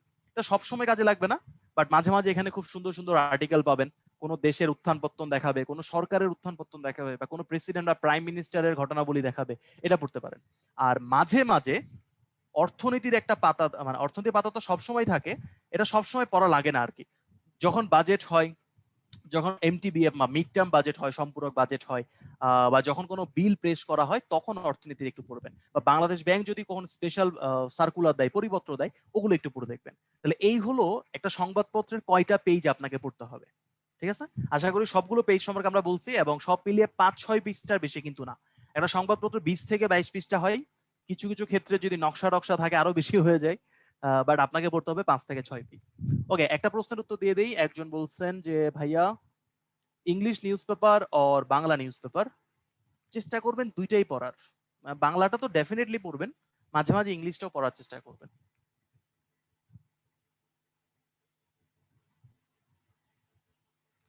আচ্ছা, আরেকটা প্রশ্নের উত্তর বলি। একজন জিজ্ঞেস করেছিলেন যে টেকনিক্যাল সাবজেক্ট বা ডিপার্টমেন্টাল সাবজেক্ট যেটা, সেটা যদি বিজনেস অ্যাডমিনিস্ট্রেশন হয়, তাহলে বিজনেস অ্যাডমিনিস্ট্রেশনের উপরও তো টিচার হয়, ওই ওই সাবজেক্টে পরীক্ষা দিবেন। হিসাব বিজ্ঞানের টিচার হবে না? হিসাব বিজ্ঞানেরও তো পরীক্ষা নিবে অবশ্যই। ওকে, তাহলে রিডিং হ্যাবিটের মধ্যে একটা গুরুত্বপূর্ণ অংশ আমি বলছি যে সম্পাদকীয়, সরি, নিউজ পেপার, এবং নিউজ পেপারের কোন পেজগুলো পড়তে হবে একদম হেডিং সহ আমি বলে দিছি। এগুলো, এই অভ্যাসটা কিন্তু রিটেনের সময় খুবই গুরুত্বপূর্ণ। প্রিলিতে না করলেও সমস্যা নাই, প্রিলি উত্তরে যাবেন, কিন্তু রিটেনে যদি না করে আটকায় যাবেন। ঠিক আছে, আর রচনা লেখার সময় খুব কাজে লাগে। এবার আসেন স্টাডি সোর্স, কোন কোন জায়গা থেকে আপনি পড়াশোনা করবেন। এটা নিয়ে প্রচুর মতবাদ আছে, মতভেদ আছে, বাট আপনি আপনার মতো একটা বানাতে পারবেন যখন আপনি প্রিপারেশন নেবেন। আপাতত আপনার যে কাজ সেটা হলো মানুষ থেকে আইডিয়া নেওয়া। দেখেন, মানুষ 3 ধরনের হয়। কেউ একটা ভুল করে, দেন আবার ভুল করে, দেন আবার ভুল করে, মানে ভুল থেকে শিক্ষা নেয় না, এটা হলো এক ধরনের মানুষ। দ্বিতীয় ধরনের মানুষ আছে যারা ভুল করে এবং শিক্ষা নিয়ে নেয়। প্রথমবার ভুল করছে, দ্বিতীয়বার সে আর ভুল করতেছে না, পারফেক্টলি সবকিছু করতেছে, that is the second one. আর তৃতীয় ধরনের মানুষ আছে, এই ধরনের মানুষ কম পাওয়া যায়, ইনহিউম্যান হয়ে যায় আর কি। তারা তারা অন্যের ভুল দেখে নিজে শিক্ষা নিয়ে নেয়। তো এই ধরনের যদি হতে পারেন, এই অভ্যাসটা যদি আপনার মধ্যে থাকে, it's very good, it's a positive side. অন্যের ভুল থেকে আপনি শিক্ষা নিয়ে নেবেন। তো অন্যের ভুল থেকে মানে মানুষ যে পরিশ্রম করছে, ক্যাডার সার্ভিসে অনেকেই কাজকর্ম করছে বা কিভাবে পড়াশোনা করছে জানাচ্ছে, তাদের থেকে আইডিয়া নিয়ে নিজের জন্য প্ল্যান করে ফেলা, এবং এটাই মনে হয় সবচেয়ে ভালো হবে আর কি। ঠিক আছে, সো স্টাডি সোর্সের জন্য সবচেয়ে ইম্প্যাক্টফুল যদি হয়, মানে পারফেক্ট করার জন্য, ওভারঅল আইডিয়ার জন্য, ডেফিনেটলি এক সেট বই কিনে ফেলতে হবে, যে কোনো একটা প্রকাশনীর এক সেট প্রকাশনীর বই, এটা লাগবেই। দ্বিতীয় হলো সবচেয়ে নির্ভরযোগ্য তথ্য যেখান থেকে আপনি পাবেন সেটা হলো অর্থনৈতিক সমীক্ষা। এখন অর্থনৈতিক সমীক্ষাতে অনেকেই বলে যে ভাই এটা তো ডাটা দিয়ে ভরা, এত ডাটা কি মনে রাখা যায়? এটা আসলে ভুল। যারা বলে তারা আসলে এই বইটা পড়ে নাই। এটা শুধু ডাটা দিয়ে ভরা না, এখানে অনেক ঘটনাও ব্যাখ্যা করা হয়। পুরা বছরে কি কি ঘটছে, সামনে কি কি ঘটবে, তার একটা জিস্ট কিন্তু এখানে পাওয়া হয়। এবং সেক্টর ভেদে কৃষি আলাদা, শিল্প আলাদা, বাণিজ্য আলাদা, ব্যাংক সেক্টর আলাদা, গভর্নমেন্টের যে সোশ্যাল সিকিউরিটি নেট হচ্ছে সেটা আলাদা, মেগা প্রজেক্ট আলাদা, সবকিছু আলাদা আলাদা ভাবে কিন্তু এখানে ব্যাখ্যা করা হয়। আপনি এটা পড়লে দেশের উন্নয়ন সম্পর্কে আপনি ভালো জানতে পারবেন। দেশের উন্নয়ন বলি বা দেশে কি কি ঘটনা ঘটতেছে সেটা জানতে পারবেন। দেন আপনি আরেকটা সোর্স থেকে পড়াশোনা করবেন, সেটা হলো বাজেটের একটা বক্তৃতা দেয়া হয়, এখান থেকে পড়াশোনা করবেন, এটাও রিসোর্সফুল। তারপরে দেশ সম্পর্কে যখন আপনার কোনো কনফিউশন তৈরি হবে, কারণ বাংলাদেশের উপর প্রচুর প্রশ্ন আসে, তখন একটা ওয়েবসাইটে চলে যাবেন, সেটা হলো তথ্য বাতায়ন। এটা মোটামুটি গভর্নমেন্ট সাইট, তাই এখানে যা দেয়া থাকবে সেগুলো গভর্নমেন্টের কথা। এটার অথেন্টিসিটি নিয়ে আপনাকে কারো উপর ডাউট বা কারো উপর নির্ভর করতে হবে না। আপনি এখান থেকে সরাসরি দিয়ে তথ্য বাতায়নকে তথ্য সূত্র হিসেবে ব্যবহার করতে পারবেন। সো তথ্য বাতায়নের ইয়াটা কি জানেন কিনা জানি না, এটা হলো bangladesh.gov.bd, bangladesh.gov.bd। এটা হলো আমাদের তথ্য বাতায়ন। এখান থেকে আপনি বিভাগ, জেলা, উপজেলা, ইউনিয়ন পর্যন্ত তথ্য পেয়ে যাবেন। ঠিক আছে। তারপরে আরেকটা গুরুত্বপূর্ণ রিসোর্সফুল সাইট যদি আমি বলি, সেটা হলো ওয়েবসাইট গুলো। মনে করেন আপনি রাজনীতি সম্পর্কে পড়াশোনা করতেছেন, তো বাংলাদেশের রাজনৈতিক দলগুলো সম্পর্কে জানতে হবে। তো বাংলাদেশ মানে আওয়ামী লীগের কথা বলেন, বিএনপি বলেন, জাতীয় পার্টি বলেন, এদের সবারই কিন্তু ওয়েবসাইট আছে। ওয়েবসাইটটা একদিন ঘুরবেন, দেখবেন অনেক তথ্য, তাদের ইতিহাস, ঘটনা, কার্যক্রম, গঠন সবই দিয়ে দিচ্ছে। তাহলে ওয়েবসাইট থেকে তথ্য নিতে পারবেন। এটা শুধু নির্বাচনের জন্যই বলতেছি না আমি। আপনি যদি কোনো অর্গানাইজেশন সম্পর্কে জানতে চান, প্রাইম মিনিস্টারের অফিসের গঠন সম্পর্কে জানতে চান, রাষ্ট্রপতির কার্যালয় সম্পর্কে জানতে চান, বা জেলা পরিষদ কিভাবে গঠিত হয়, বিভাগীয় পরিষদ কিভাবে গঠিত হয়, এগুলো নিয়েও যদি জানতে চান, এদেরও কিন্তু ওয়েবসাইট আছে। ওয়েবসাইটে সবকিছু দেয়া থাকে। আমি চেষ্টা করব শেষের দিকে একটু দেখাই দেওয়ার জন্য। এখান থেকে মানে আপনি যদি তথ্য নেন, সবচেয়ে অথেন্টিক তথ্যগুলো আপনি পাবেন। আচ্ছা, তারপরে কি করবেন? নিউজ পেপারের কথা অলরেডি বলছি, তাও এখানে একটু লিখে রাখি যে পত্রিকা তো পড়তেই হবে, পত্রিকা থেকে আপনি প্রচুর সোর্স পাবেন। এর বাইরে অবশ্যই যত বেশি বই পড়তে পারেন, সেটা গল্পের বই হোক বা নিবন্ধধর্মী বই হোক বা গবেষণামূলক বই হোক বা আত্মজীবনীমূলক বই হোক, এই বইগুলোকে আপনি রেফারেন্স হিসেবে অনেক জায়গায় ব্যবহার করতে পারবেন। এই হলো মোটামুটি তথ্য বার্তা। দেখেন এর মধ্যে আমি 1 নম্বরে যদিও প্রকাশনীর বইয়ের কথাটা বলছি, কিন্তু এটাই কিন্তু সবকিছু না। এটা অনেকগুলোর মধ্যে একটা। আপনার যদি প্রপার প্রিপারেশন নিতে হয়, আপনাকে সবকিছুর ভেতর দিয়ে কিন্তু যেতে হবে। এটা কিন্তু অবশ্যই মাস্ট। ওকে, চলুন আমরা একটু সাবজেক্ট ওয়াইজ কথাবার্তা বলার চেষ্টা করি। তো কোন কোন সাবজেক্টের পরীক্ষা হবে জেনারেল বিসিএস এর জন্য যদি বলি, বা জেনারেল ক্যাডারগুলোর জন্য 6টা সাবজেক্ট। নাম্বারগুলো এখানে দেয়া আছে, টোটাল নাম্বার হলো 900। টেকনিক্যাল ক্যাডার নিয়ে আমি আসলে কথা বলবো না, কারণ সবার সাবজেক্ট এখানে আলাদা। স্পেসিফিক একটা সাবজেক্ট নিয়ে কথা বলাটা আমার জন্য কষ্টকর, দ্যাটস ওয়াই আমি ওটা অমিট করেছি। শুধুমাত্র জেনারেল ক্যাডার গুলো নিয়ে কথা বলবো। এবং আপনাদের যে চয়েস লিস্ট আমি দেখলাম, সেই চয়েস লিস্টে দেখতে পাচ্ছি যে মোটামুটি 99%ই প্রথম দিকে জেনারেল ক্যাডার গুলো দিয়েছেন, তাই বেটার হলো এটা নিয়ে কথা বলা।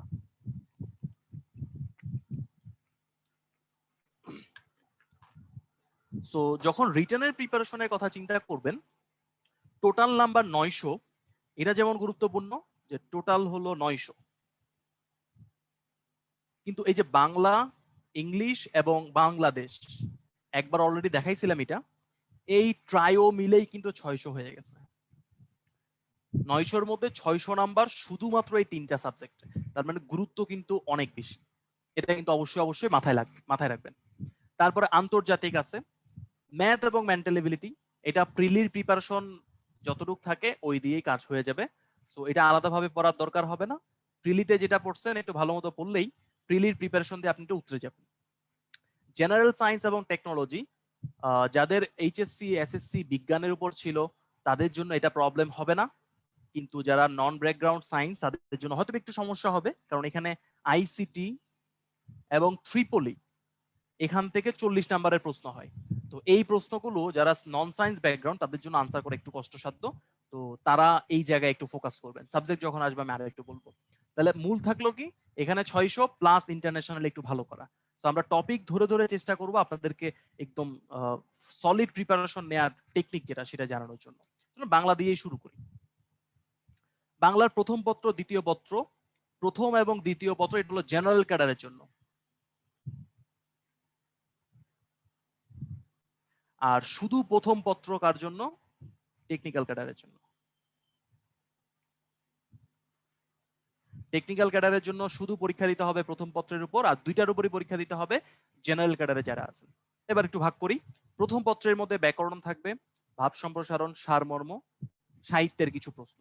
আর সেকেন্ড পেপারে দেখতেই পাচ্ছেন অনুবাদ, সংলাপ, পত্রলিখন, গ্রন্থ সমালোচনা। আচ্ছা, প্রথম পত্র নিয়ে একটু বলি। এই যে ব্যাকরণটা, এই ব্যাকরণের জন্য ফার্স্ট যেটা কাজ সেটা হলো প্রিভিয়াস ইয়ারের কোয়েশ্চেন গুলো পড়তে হবে। প্রিভিয়াস ইয়ারের কোয়েশ্চেন বলে দেখবেন 5টা কোয়েশ্চেন আসে, প্রত্যেকটাতে 6 নাম্বার করে, 5 6 30। এ হলো টেকনিক, এবং এগুলো সিমিলার প্রশ্ন আসে। মানে প্রথম প্রশ্নটা, 1 নাম্বারের প্রশ্নটা সব সময় শব্দ গঠনের উপরই আসে অলওয়েজ। 2 নাম্বার যে প্রশ্নটা, সেই প্রশ্নটা সবসময় বানানের নীতির উপরে আসে, এর বাইরে কখনো যায় নাই। এরকম ফিক্সড কিছু প্রশ্ন পাবেন যেগুলো একদম ঠোঁটস্থ মোটস্থ করে ফেলতে হবে, যেন এই 6 নাম্বারের মধ্যে আপনাকে 1 নাম্বারও না কাটতে পারে। এবার আসেন বাংলা ভাষা ও সাহিত্য। বাংলা বা ভাষা এবং সাহিত্যের জন্য আপনি প্রিলিতে একটা প্রিপারেশন নিছেন, ওই প্রিপারেশন দিয়ে আপনি কিছু দূর উতরে যেতে পারবেন। তার কারণ হলো আপনি শুধু নাম, মানে লেখকের নাম এবং গ্রন্থের নাম জানেন, কিন্তু গ্রন্থে আসলে কি বুঝাতে চাইছে সেটা জানেন না। তাহলে লেখকের নাম, গ্রন্থের নামের সাথে সাথে ওই গ্রন্থটা কি বিষয়ে, সেখানে জীবনের প্রেক্ষাপট, সমাজের গতিধারা কি, এগুলো সম্পর্কে আপনার এখন জানা শুরু করতে হবে। সো এই জন্য কিন্তু আমি বলছিলাম যে আপনি যদি বই পড়া শুরু করেন, বিভিন্ন রাইটারের সবচেয়ে গুরুত্বপূর্ণ বই যেগুলো বারবার প্রিলিতে আসতে দেখা গেছে, তাহলে কিন্তু আপনার এই বাংলা ভাষা ও সাহিত্য খুব অনায়াসে আপনি উত্তরে যেতে পারবেন। এটা কিন্তু একটা বড় ইম্পর্টেন্ট ফ্যাক্ট। ঠিক আছে, এবার আসেন ভাব সম্প্রসারণ এবং সারাংশ বা সারমর্ম। বলি একটু ঘটনা। এখানে 100 নাম্বারের পরীক্ষা, 2 ঘন্টা বা 120 মিনিট সময় পাবেন। চ্যাট বক্সে আপনাদের রেসপন্সটা আমাকে একটু বলেন যে সারমর্মের জন্য কতটুকু সময় বরাদ্দ রাখা উচিত। এই সারমর্মের টাইম, সারমর্মের জন্য আপনি কতটুকু সময় দিবেন, চ্যাট বক্সে বলুন তো দেখি। সারমর্ম, সারাংশ সবাই জানেন যে 3 ভাগের 1 ভাগ লিখতে হয়, বা স্ট্যান্ডার্ড হলো 3 লাইনের মধ্যেই শেষ করা।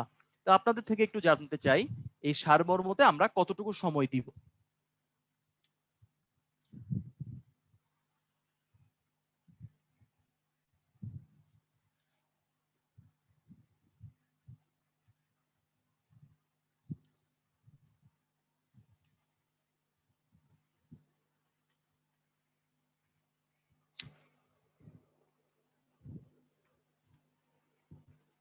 ওকে, আপনাদের অনেকগুলো রেসপন্স পেয়ে গেছি আমি। 5, 10 মিনিট, 15 মিনিট, সর্বোচ্চ 5 মিনিট, সর্বোচ্চ 10 মিনিট, 2 থেকে 3 মিনিট, একজন লিখছেন 20 মিনিট।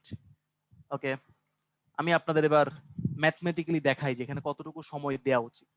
দেখেন, আপনি 100 নাম্বারের পরীক্ষা, কোথায় গেল, হ্যাঁ 100 নাম্বারের পরীক্ষা দিবেন, সময় হলো 120 মিনিট।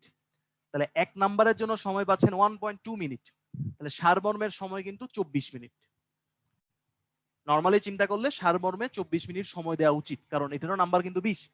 এখন ইটস ট্রু 24 মিনিট এখানে না দিলেও হয়, কিন্তু কোনোভাবেই এটা 15 থেকে 16 মিনিটের কম দিবেন না। 15 থেকে 16 মিনিটের কম দিলে আপনি ওই 20-এ 12 14 পাওয়ার সারমর্ম লিখতে পারবেন না। এখানে কাহিনী আছে। কেন? সারমর্মে আপনাকে লিখতে হবে মাত্র 3টা লাইন, 3টা লাইনে আপনাকে 20 নাম্বার দিবে। তাহলে আপনি বুঝতেছেন এই 3টা লাইন আসলে কেমন হওয়া উচিত। মানে এই 3টা লাইন পড়ার পর টিচার যেন কিছুক্ষণ একটু চিন্তা করে, আচ্ছা এটা দিয়ে কি বুঝাইছে, আর কোনো ইনার মিনিং আছে কিনা, এই শব্দগুলোর অর্থ একটু ডিফারেন্ট কিনা। আপনি স্বাভাবিক নর্মাল বাংলা লিখে এখানে 20-এর মধ্যে 10 আশা করতে পারেন না, আপনি 8 9 পেয়ে যাবেন। আপনি যদি 14 15 পেতে হয়, আপনাকে অবশ্যই 3টা লাইনের প্রত্যেকটা শব্দ মাথায় চিন্তা করে করে লিখতে হবে। সো আমি আমার পক্ষ থেকে যদি বলি, আপনি অবশ্যই 15 থেকে 16 মিনিট সময় এখানে রাখবেন। 15 থেকে 16 মিনিট তো 3 লাইন লিখতে লাগে না, লাগে কত, 1 থেকে 1.5 মিনিট। 2 মিনিটে আপনি 3 লাইন লিখতে পারবেন, এটা আমার বিশ্বাস। কারণ 3 3.5 মিনিট আমরা পৃষ্ঠা লিখে ফেলি, পুরো পৃষ্ঠা। 2 থেকে 3 মিনিট লিখবেন, বাকি যে 10 মিনিট সেটা চিন্তা করবেন। সারমর্ম তো অবশ্যই বারবার পড়বেন। পড়ার পর যে 3টা লাইন আপনি মাথায় ঘুরাচ্ছেন, সেটা প্রথম লাইনটা বলবেন, এখানে কোন কোন শব্দগুলোকে পরিবর্তন করা যায়, কিভাবে এটার একটু ভাব মাধুর্য সুন্দর করা যায়, কোনো বিশেষ শব্দ এখানে ব্যবহার করা যায় কিনা, এগুলো চিন্তা করবেন। এভাবে প্রত্যেকটা লাইনের পিছনে 3-4 মিনিট সময় করে তারপর লিখবেন। এরপর আরো স্পেশাল কিছু কাজ করবেন। একটা হলো, যেহেতু আপনি 15 মিনিট সময় নিচ্ছেন, এখানে হাতের লেখাটা একদম সুন্দর করবেন। হাতের লেখাটা দেখেই যেন স্যার বুঝতে পারে যে ছেলেটা গতানুগতিক ভাবে রচনা যেভাবে লিখছি আমরা যত ফাস্ট, ওইভাবে সে লেখে নাই, সে আলাদাভাবে এখানে লিখছে। এর জন্য সে সময় নিছে, অক্ষরগুলো পরিষ্কার, শব্দগুলো ডিফারেন্ট, হাতের লেখা সুন্দর। চেষ্টা করবেন এখানে আলাদা একটা মানে কালি, কলম, ওই কলমটাই ডিফারেন্ট করে ফেলা। এটা জেল পেন দিয়ে লিখেন, আস্তে আস্তে যে লিখতে হবে, জেল পেন দিয়ে তো তাড়াতাড়ি লেখা যায় না। এটা জেল পেন দিয়ে লিখেন যেন মুক্তার মতো ওইগুলো জলজল করে। স্যার যখন খাতা খুলে দেখবে যে আপনার সারাংশটা জলজল করতেছে, সে তো বুঝবে যে না, এখানে একটা পরিশ্রম সে দিছে। এবং যে 3টা লাইন লিখবেন, 3টা লাইনের মধ্যে একটা সরল লিখবেন, একটা জটিল লিখবেন, একটা যৌগিক লিখবেন, যেখানে ভ্যারিয়েশন থাকতে পারে। তাহলে যতভাবে এটাকে আলাদা করে ফেলা যায়। ব্যাকরণে আলাদা করার খুব একটা অপশন নাই। আপনাকে 6টা নিয়ম লিখতে বলবে, আপনি 6টা নিয়ম লিখবেন। ভাষা এবং সাহিত্য, রাইটার এবং গ্রন্থ, দুটাই কিন্তু ফিক্সড, আপনি এদের নাম পরিবর্তন করতে পারবেন না। কিন্তু সারমর্মে গিয়ে আপনার ক্রিয়েটিভিটি দেখানো যেতে পারে। ঠিক আছে, তাহলে সারমর্মে অবশ্যই ক্রিয়েটিভিটি দেখাবো, এবং 15 থেকে 16 মিনিট সময় আমরা এখানে মিনিমাম ব্যয় করব। এবার আসেন ভাব সম্প্রসারণ। গতানুগতিকভাবে এখানেও 24 মিনিট সময় পাওয়ার কথা, 20 মিনিট তো অবশ্যই দিবেন, এবং কোনোভাবে 2.5 পেজের বেশি না যাওয়া ভালো। আপনি যদি 4-5 পেজটা ভাব সম্প্রসারণ লেখেন, তাহলে একটা কনফিউশন তৈরি হয়, যেটা কি ভাব সম্প্রসারণ নাকি রচনার কাছাকাছি চলে যাচ্ছে। তো বেশি লিখবেন না, 2.5 পৃষ্ঠা লিখবেন। এখন এখানে একটা চাল খেলতে হবে। আপনি 2.5 পৃষ্ঠা লিখছেন কিন্তু ফাঁকি দেন নাই, এটা কিন্তু বুঝাইতে হবে। আপনি যদি নর্মালি এক পেজে, আপনি মনে করেন এই হলো একটা পেজ যে পরীক্ষা দিচ্ছেন, সেখানে মনে করেন এরকম লাইন টাইন লিখে সব মিলিয়ে 15 লাইন লিখেন, এটা নর্মাল, স্বাভাবিকভাবে নর্মাল আপনি 15 লাইন লিখেন। আপনি ভাব সম্প্রসারণ দেখেন, 2 পৃষ্ঠার জন্য আপনি সময় পাচ্ছেন কত, 24 মিনিট বা 20 মিনিট। তাহলে এখানে মিনিমাম না হলো 24 থেকে 25 লাইন করে লিখবেন। আস্তে আস্তে যেহেতু লিখতেছেন, আপনি এখানে জায়গা পাবেন, 24 থেকে 25 লাইন লিখবেন। তাহলে 2 পৃষ্ঠায় 50 লাইন, আরো 2.5 পৃষ্ঠায় 60-70 লাইন লিখবেন। টিচার দেখেই বুঝবে যে আচ্ছা, সে 2.5 পৃষ্ঠা লিখছে, তো কি হয়েছে, সে 2.5 পৃষ্ঠার প্রত্যেকটা কর্নার পর্যন্ত ইউটিলাইজ করছে। তাহলে মাইন্ডসেট কিন্তু এখানে চেঞ্জ করে দিতে পারবেন। সে যখন আপনার রচনা দেখবে আর আপনার ভাব সম্প্রসারণ দেখবে, সে যেন বুঝতে পারে যে ভাব সম্প্রসারণ সে কম পৃষ্ঠার মতো লিখছে, কারণ বাধ্যবাধকতা আছে 2-2.5 পৃষ্ঠার বেশি না লেখা উচিত। কিন্তু এই 2-2.5 পৃষ্ঠায় সে কিন্তু ফাঁকি দেয় নাই, 10 লাইন 20 লাইন লিখে সে ছেড়ে দেয় নাই। এই মেন্টালিটিটা টিচারের মধ্যে নিয়ে আসবেন, টিচার যেন আপনাকে ফাঁকিবাজ না মনে করে। কারণ 20 মিনিটে 4 পেজ লেখা যায়, আপনি লিখতেছেন 2 পেজ, তাহলে অবশ্যই বেশি লেখা যাবে, 4 পেজের লেখাটা 2 পেজে নিয়ে আসবেন। এই হলো একটা টেকনিক। ওকে, এবার সিমিলার টেকনিক গুলো আপনি সেকেন্ড পেপারও কাজে লাগাতে পারেন। সংবাদ আগে থেকে ডিসাইড করে নেওয়া যায় যে কার নামে লিখবো, নামগুলো ফিক্সড করে যেতে পারেন। অনুবাদের জন্য যদি আলাদাভাবে বলি, বাংলার জন্য অনুবাদের প্রিপারেশন নেবেন না, কারণ অনুবাদের প্রিপারেশন নিতে হয় ইংরেজির সাথে। ইংরেজিতে 2টা অনুবাদ আসে 50 নাম্বারের, সাথে এই 15 বলবেন, চিন্তা করবেন এই 15 ওখানেই আছে, একসাথে প্রিপারেশন নিয়ে নিব। সো আমি এটা ইংলিশে বলবো। পত্র লিখন একটা ফিক্সড ফরম্যাট থাকে, ফরম্যাট শিখে ফেলবেন। গ্রন্থ সমালোচনার একটা ফিক্সড ফরম্যাট থাকে, ফরম্যাট গুলো শিখে ফেলবেন। যেমন কিছু হবে উপন্যাস, উপন্যাস ব্যাখ্যা করার একটা ফরম্যাট আছে, আত্মজীবনী ব্যাখ্যা করার একটা ফরম্যাট আছে। এই ফরম্যাট গুলো শিখে যাবেন, যেটাই আসুক না কেন ফরম্যাটেড রাখবেন। ফরম্যাটেডটা বলতে কি, গ্রন্থ সমালোচনার ক্ষেত্রে কয়েকটা কাজ করতে হয়। যেমন গ্রন্থ সম্পর্কে একটা ব্যাখ্যা দিতে হয়, লেখক সম্পর্কে একটা ব্যাখ্যা দিতে হয়, লেখকের অন্যান্য যে কাজগুলো আছে তার সাথে এই গ্রন্থটার একটা সামঞ্জস্য নিয়ে আসতে হয়, সমসময়ে অন্যান্য যেসব লেখা ছিল তাদের সাথে এই গ্রন্থটার একটা সামঞ্জস্য আনতে হয়। এই বিষয়ে আর যারা যারা লিখছে, আর যা যা সাহিত্য আছে তাদের মধ্যে একটা সামঞ্জস্য করতে হয়, এবং শেষে গিয়ে আপনাকে প্রুফ করে দিতে হবে এটাই জীবনের সর্বশ্রেষ্ঠ লেখা। এটা হলো একটা ফরম্যাট। এই ফরম্যাটটা আপনি বানায় রাখবেন, নিজের মতো করে বানাবেন, যেটাই আসুক না কেন ওই ফরম্যাটেড ওয়েতে দিয়ে দিবেন। যেহেতু সবাই আলাদা আলাদা ভাবে বানাচ্ছেন, আশা করতেছি কারোটা মিলবে না, আবার একজনেরটা আরেকজন দিয়ে দিয়েন না। আচ্ছা, লাস্ট ওয়ান, রচনা। রচনা কথাটা বিশদ, মানে রচনা যখনই আপনি শুনেন, আপনি কিন্তু বুঝেন যে এটা একটা বিশাল ঘটনা, মানে অনেক কিছু এখানে দিতে হবে। নাম্বার 40। তাই ভাব সম্প্রসারণে 2 পৃষ্ঠা, রচনায় 4 পৃষ্ঠা, এইভাবে চিন্তা করবেন না। রচনা আপনি চিন্তা করবেন যে আপনি যত বেশি লিখতে পারেন, আপনি শেষ মুহূর্ত পর্যন্ত, মানে ওই পরীক্ষার শেষ সেকেন্ড পর্যন্ত রচনা লিখবেন, এবং এমন ভাবে লিখবেন যে আপনার হাতের গতি মানে বুলেটের কাছাকাছি চলে যায়। রচনার ক্ষেত্রে পেজে 8 লাইন লিখবেন, 10 লাইন লিখবেন, 12 লাইন লিখবেন, ডাজেন্ট ম্যাটার। কারণ রচনার মধ্যে আপনার শব্দ সুন্দর হওয়াটা গুরুত্ব না, আপনার ভলিউমটা ইম্পর্টেন্ট। এখানে সারমর্মে যেমন 3 লাইনে লিখতে হবে, রচনার মধ্যে বিশাল লিখতে হবে, এটাই মাথায় নিয়ে যাবে। যত বেশি লিখতে পারেন, যত বেশি ডেটা দিতে পারেন, যত বেশি চিত্র দিতে পারেন, উক্তি দিতে পারেন, গ্রাফ দিতে পারেন, আপনার রচনা তত সুন্দর হবে। এবং ওই চিত্র, গ্রাফ এগুলো যদি আপনি বেশি দেন না, আপনার লিখার পরিমাণটা একটু কমবে, কষ্ট কমবে। তো এটা একটু ব্যাখ্যা করি আর কি আমি। ধরেন আপনি এই এক পেজে আপনি মনে করেন 15 লাইন লিখেন, 15 লাইনস, এতে আপনার সময় লাগে হয়তো 5 মিনিট। কিন্তু এই এক পেজের মধ্যে যদি আপনি দুইটা গ্রাফ আঁকেন, এই একটা গ্রাফ আঁকলেন যেখানে দেখালেন জিডিপি বাড়তেছে, আরেকটা গ্রাফ আঁকলেন যে সোশ্যাল সিকিউরিটি নেটের অবস্থা একটু খারাপ হয়েছিল বাট এখন আবার বৃদ্ধি পাইছে, দুইটা গ্রাফ দিয়ে এক পৃষ্ঠা হয়ে গেছে। 5 মিনিট লাগবে না, 2 মিনিট লাগবে। তাহলে 2 মিনিটেও কিন্তু আপনি পৃষ্ঠা ভরাতে পারেন যদি টেকনিক্যালি আঁকান। ইঞ্জিনিয়ারিং সেক্টরে যারা ছিলেন বা সায়েন্স ব্যাকগ্রাউন্ডে যারা ছিলেন তারা তো জানেন যে গ্রাফিক্যাল প্রেজেন্টেশনটা লেখার চেয়ে একটু বেটার। এই জন্য তো আমরা এগুলো প্রেজেন্ট করি গ্রাফের মাধ্যমে। সো এই প্রেজেন্টেশন স্কিলটা শেখার চেষ্টা করবেন যে কম সময়ে বেশি লেখা কিভাবে দেখানো যায়। হাতে লিখলে তো অনেক সময় লাগবে, তাই মাঝে মাঝে এই গ্রাফ দিয়ে বুঝাবেন, চিত্র দিয়ে বুঝাবেন বা মানচিত্র এঁকে দিবেন একটা। এই হলো রচনার টেকনিক। বেশি লিখতে হবে, ডেটা দিতে হবে বেশি, এবং প্রেজেন্টেশনটা সুন্দর হতে হবে। এই হলো মোটামুটি বাংলায় একটা ভালো নাম্বার তোলার জন্য যে প্র্যাকটিস গুলো আপনাদের করা উচিত। ওকে, আসি এবার ইংলিশে। ইংরেজিতে আপনার একইভাবে 2 পার্ট, এটা জেনারেল এবং টেকনিক্যাল সবার জন্যই কমন। হাসান ভাই বলছে কত পৃষ্ঠা লিখবো, আপনি লিখবেন 10, 15, 20 পৃষ্ঠা, যত পৃষ্ঠা লেখেন। আপনি 30 পৃষ্ঠা লিখতে পারেন আরো ভালো, যদি এত সময় পাবেন না। 30 পৃষ্ঠা পারবেন না, 15, 16 পেজ, কেউ হয়তো বা 12, 13 পেজ। 12, 13 পেজও খুব ভালো, 15, 20 পেজ খুবই ভালো ডেফিনেটলি। বাস 10-এর উপরে লেখা উচিত আর কি, ভালো মতো করে লিখলে। আর গ্রাফ টাফ দিলে কিন্তু 10 পেজ কোনো ব্যাপারই না। আসেন এবার ইংলিশ নিয়ে কথা বলি। ইংরেজিটা টেকনিক্যাল, জেনারেল সবার জন্যই কমন। এখানেও দুইটা পরীক্ষা, সরি একটা পরীক্ষা হবে, একটা পরীক্ষার নাম্বারই কিন্তু এখানে 200। বাংলাতে যেমন দুইটা আলাদা পরীক্ষা হয়, ফার্স্ট পেপার, সেকেন্ড পেপার, দুইটা খাতায় হবে। ইংলিশে কিন্তু একটা খাতায় আপনাকে পরীক্ষা দিতে হবে। এই একটা খাতার মধ্যে দেখেন প্রথম যে পার্টটা সেটা হলো রিডিং কম্প্রিহেনশন, যেখানে আপনার নাম্বার থাকবে 100। এখানে আমি একটু বর্ডার করে দেই আপনাদের বুঝতে সুবিধার জন্য। এতটুক পর্যন্ত একটা পার্ট, এই যে এতটুকু লাল দিয়ে যেটা বাউন্ডারি করে দিছি, এটা হলো ফার্স্ট পার্ট, এখানে 100 নাম্বার। তাহলে রিডিং কম্প্রিহেনশন থাকবে, প্যাসেজ আন্ডারস্ট্যান্ডিং এবং গ্রামার 30-30 60। প্যাসেজ আন্ডারস্ট্যান্ডিং এর মধ্যে কি থাকতে পারে? প্যাসেজ বুঝে আপনার কিছু কোয়েশ্চেন এন্ড আনসার দিতে হবে। তো 10টা কোয়েশ্চেন থাকে normally, 10 into 3 that is 30 marks, শেষ। আর এই 30 নাম্বারের মধ্যে মাঝে মাঝে 5 মানে 5 করে করে 5 into 6 হতে পারে, 5 6 30, 6টা কোয়েশ্চেন যার প্রত্যেকটা 5 করে, অথবা 5টা কোয়েশ্চেন যার প্রত্যেকটা 6 করে, এগুলো থাকতে পারে। কি কি আসে এখানে? ওয়ার্ড মিনিং কিন্তু আসে, প্রতিবারই কিন্তু ওয়ার্ড মিনিং আসে। এই জন্য ওয়ার্ড মিনিং আমি আগে শিখতে বলতেছিলাম। এখানে সিনোনেম অর অ্যান্টোনেম কিন্তু আসতে পারে, এখানে সেন্টেন্স কারেকশন আসতে পারে, ওয়ার্ড কারেকশন আসতে পারে, ইভেন এখানে মেক সেন্টেন্সও কিন্তু আসতে পারে। তাহলে বুঝতেছেন, মেক সেন্টেন্স বলেন, ওয়ার্ড মিনিং বলেন, সিনোনেম, অ্যান্টোনেম যাই বলেন না কেন, সবকিছু কিন্তু ওয়ার্ডের উপরে ফোকাস করে। তাহলে আপনাকে ওয়ার্ড শিখতেই হবে। কারেকশনও অবশ্যই থাকতে পারে কিছু, বা ফিল ইন দ্য ব্ল্যাঙ্কসও থাকতে পারে, সবকিছুই কিন্তু এখানে থাকতে পারে। এবং এক এক পরীক্ষায় নতুন নতুন কয়েকটা টপিক পিএসসি দেখি নিয়ে আসে।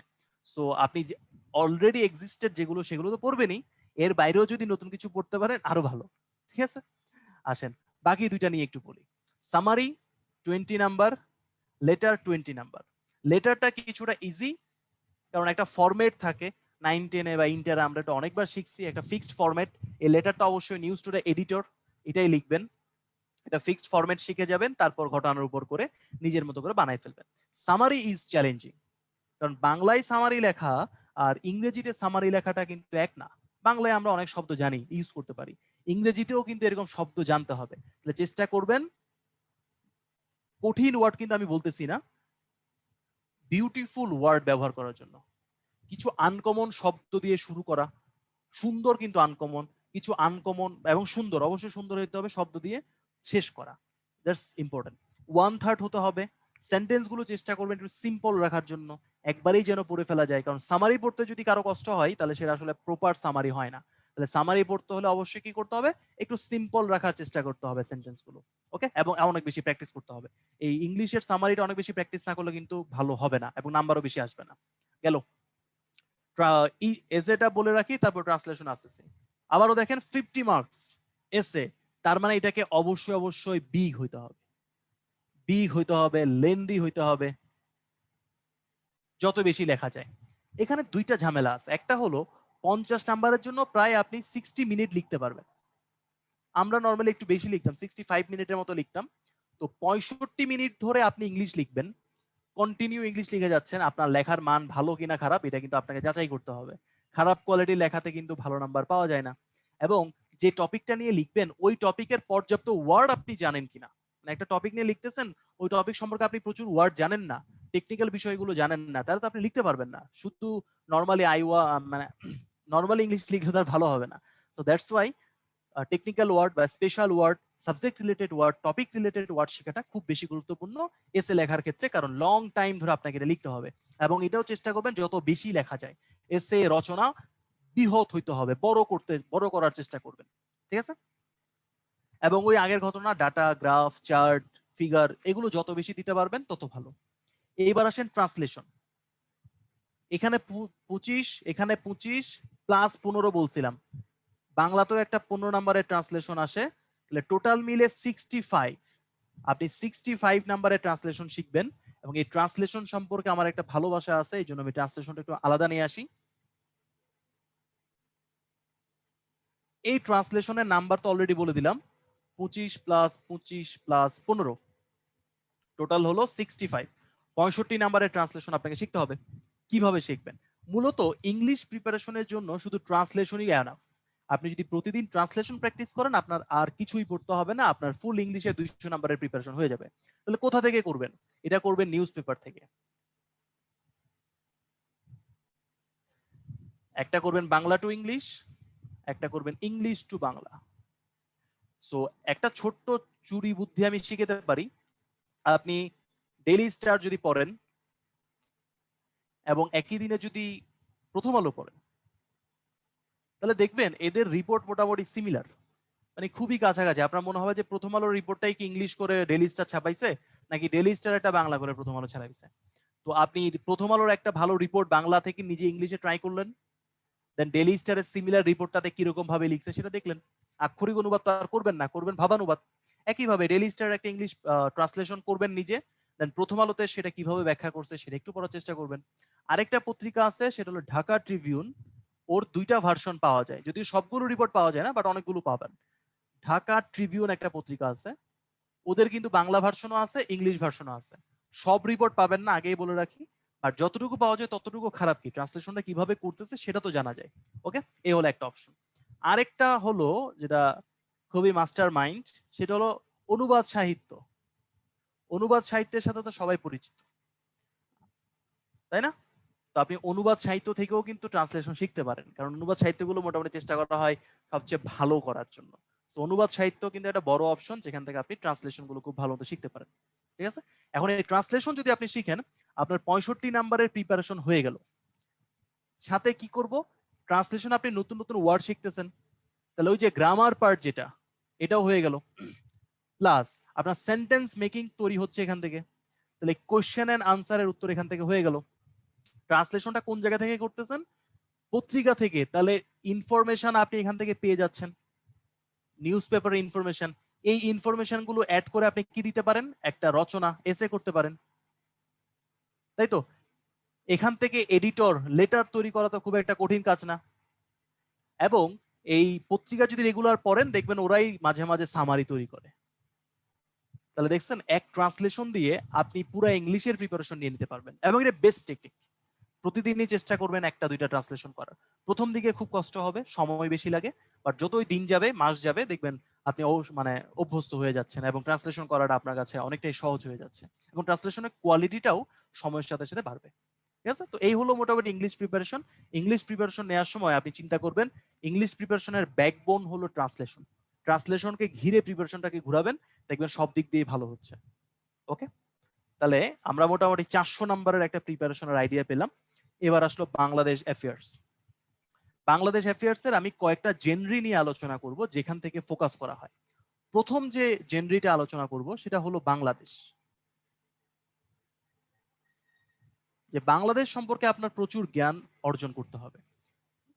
বাংলাদেশের কি শিখবেন? ইতিহাস থেকে ঐতিহাসিক প্রশ্ন আসে, বিশেষ করে ৭১ এবং ৫২। ৪৭ থেকে একটু কম আসে বাট আসতে পারে। এই ৩টা সাল থেকে সবচেয়ে বেশি প্রশ্ন করা হয়। এবং ৭১ থেকে যদি বলি, মুক্তিযুদ্ধই ফোকাস করে, মুক্তিযুদ্ধের সরকার থেকে প্রশ্ন বেশি আসে, সেক্টরগুলো থেকে প্রশ্ন বেশি আসে, যে বিশেষ যুদ্ধগুলো হয়েছিল সেখান থেকে প্রশ্ন আসে, ক্যারিসম্যাটিক নেতৃত্ব হিসেবে আমাদের জাতির জনক বঙ্গবন্ধু শেখ মুজিবুর রহমানের উপর থেকে প্রচুর প্রশ্ন আসে। তাহলে প্রথম জেনরি চিন্তা করবেন বাংলাদেশ, যার একটা অংশ হলো ইতিহাস, আরেকটা অবস্থান হলো অবস্থান। বাংলাদেশের যে ভৌগোলিক অবস্থান, এই অবস্থানের মধ্যে আপনি কি কি পড়বেন? নদী নালা সম্পর্কে পড়বেন, সমুদ্র সম্পর্কে পড়বেন, বন্দর সম্পর্কে পড়বেন, বনাঞ্চল সম্পর্কে পড়বেন। তাহলে এই যে ঘটনাগুলো বলতেছি, এগুলো যদি পড়েন তাহলে আপনার মানচিত্রের সাহায্যে পড়াটাই উচ্চ, অবশ্যই মানচিত্র দিয়ে পড়ে পড়ে এই ঘটনাগুলো আপনি জানতে পারবেন, জেলা উপজেলার সাথে শিখা হয়ে যাবে। দেন যেটা করবেন, পৌরাণিক স্থান সম্পর্কে পড়বেন। পৌরাণিক স্থান বলতে তো বুঝতেছেন, মহাস্থানগড়ের কথা বলতে পারেন বা ত্রিপুরার কথা বলতে পারেন, এগুলো সম্পর্কে পড়বেন। কিছু জনপদ আসে, যেটা ব্র্যাকেটে আমি জনপদটা লিখে রাখি, যে স্পেসিফিকলি জনপদ বা পৌরাণিক স্থানকে কোনগুলোকে পড়বেন সেটা জানতে হবে।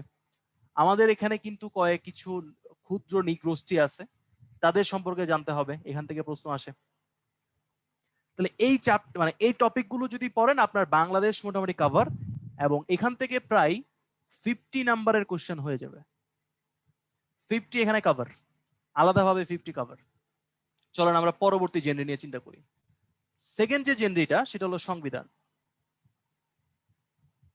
সংবিধান, এই সংবিধান থেকে ডিরেক্টলি 50 নাম্বারের প্রশ্ন আসবে, প্লাস রাজনীতি থেকে প্রশ্ন আসে, রাজনৈতিক ঘটনাবলী থেকে, প্লাস সরকার কাঠামো থেকে প্রশ্ন আসে, প্লাস বিচার ব্যবস্থা থেকে প্রশ্ন আসে,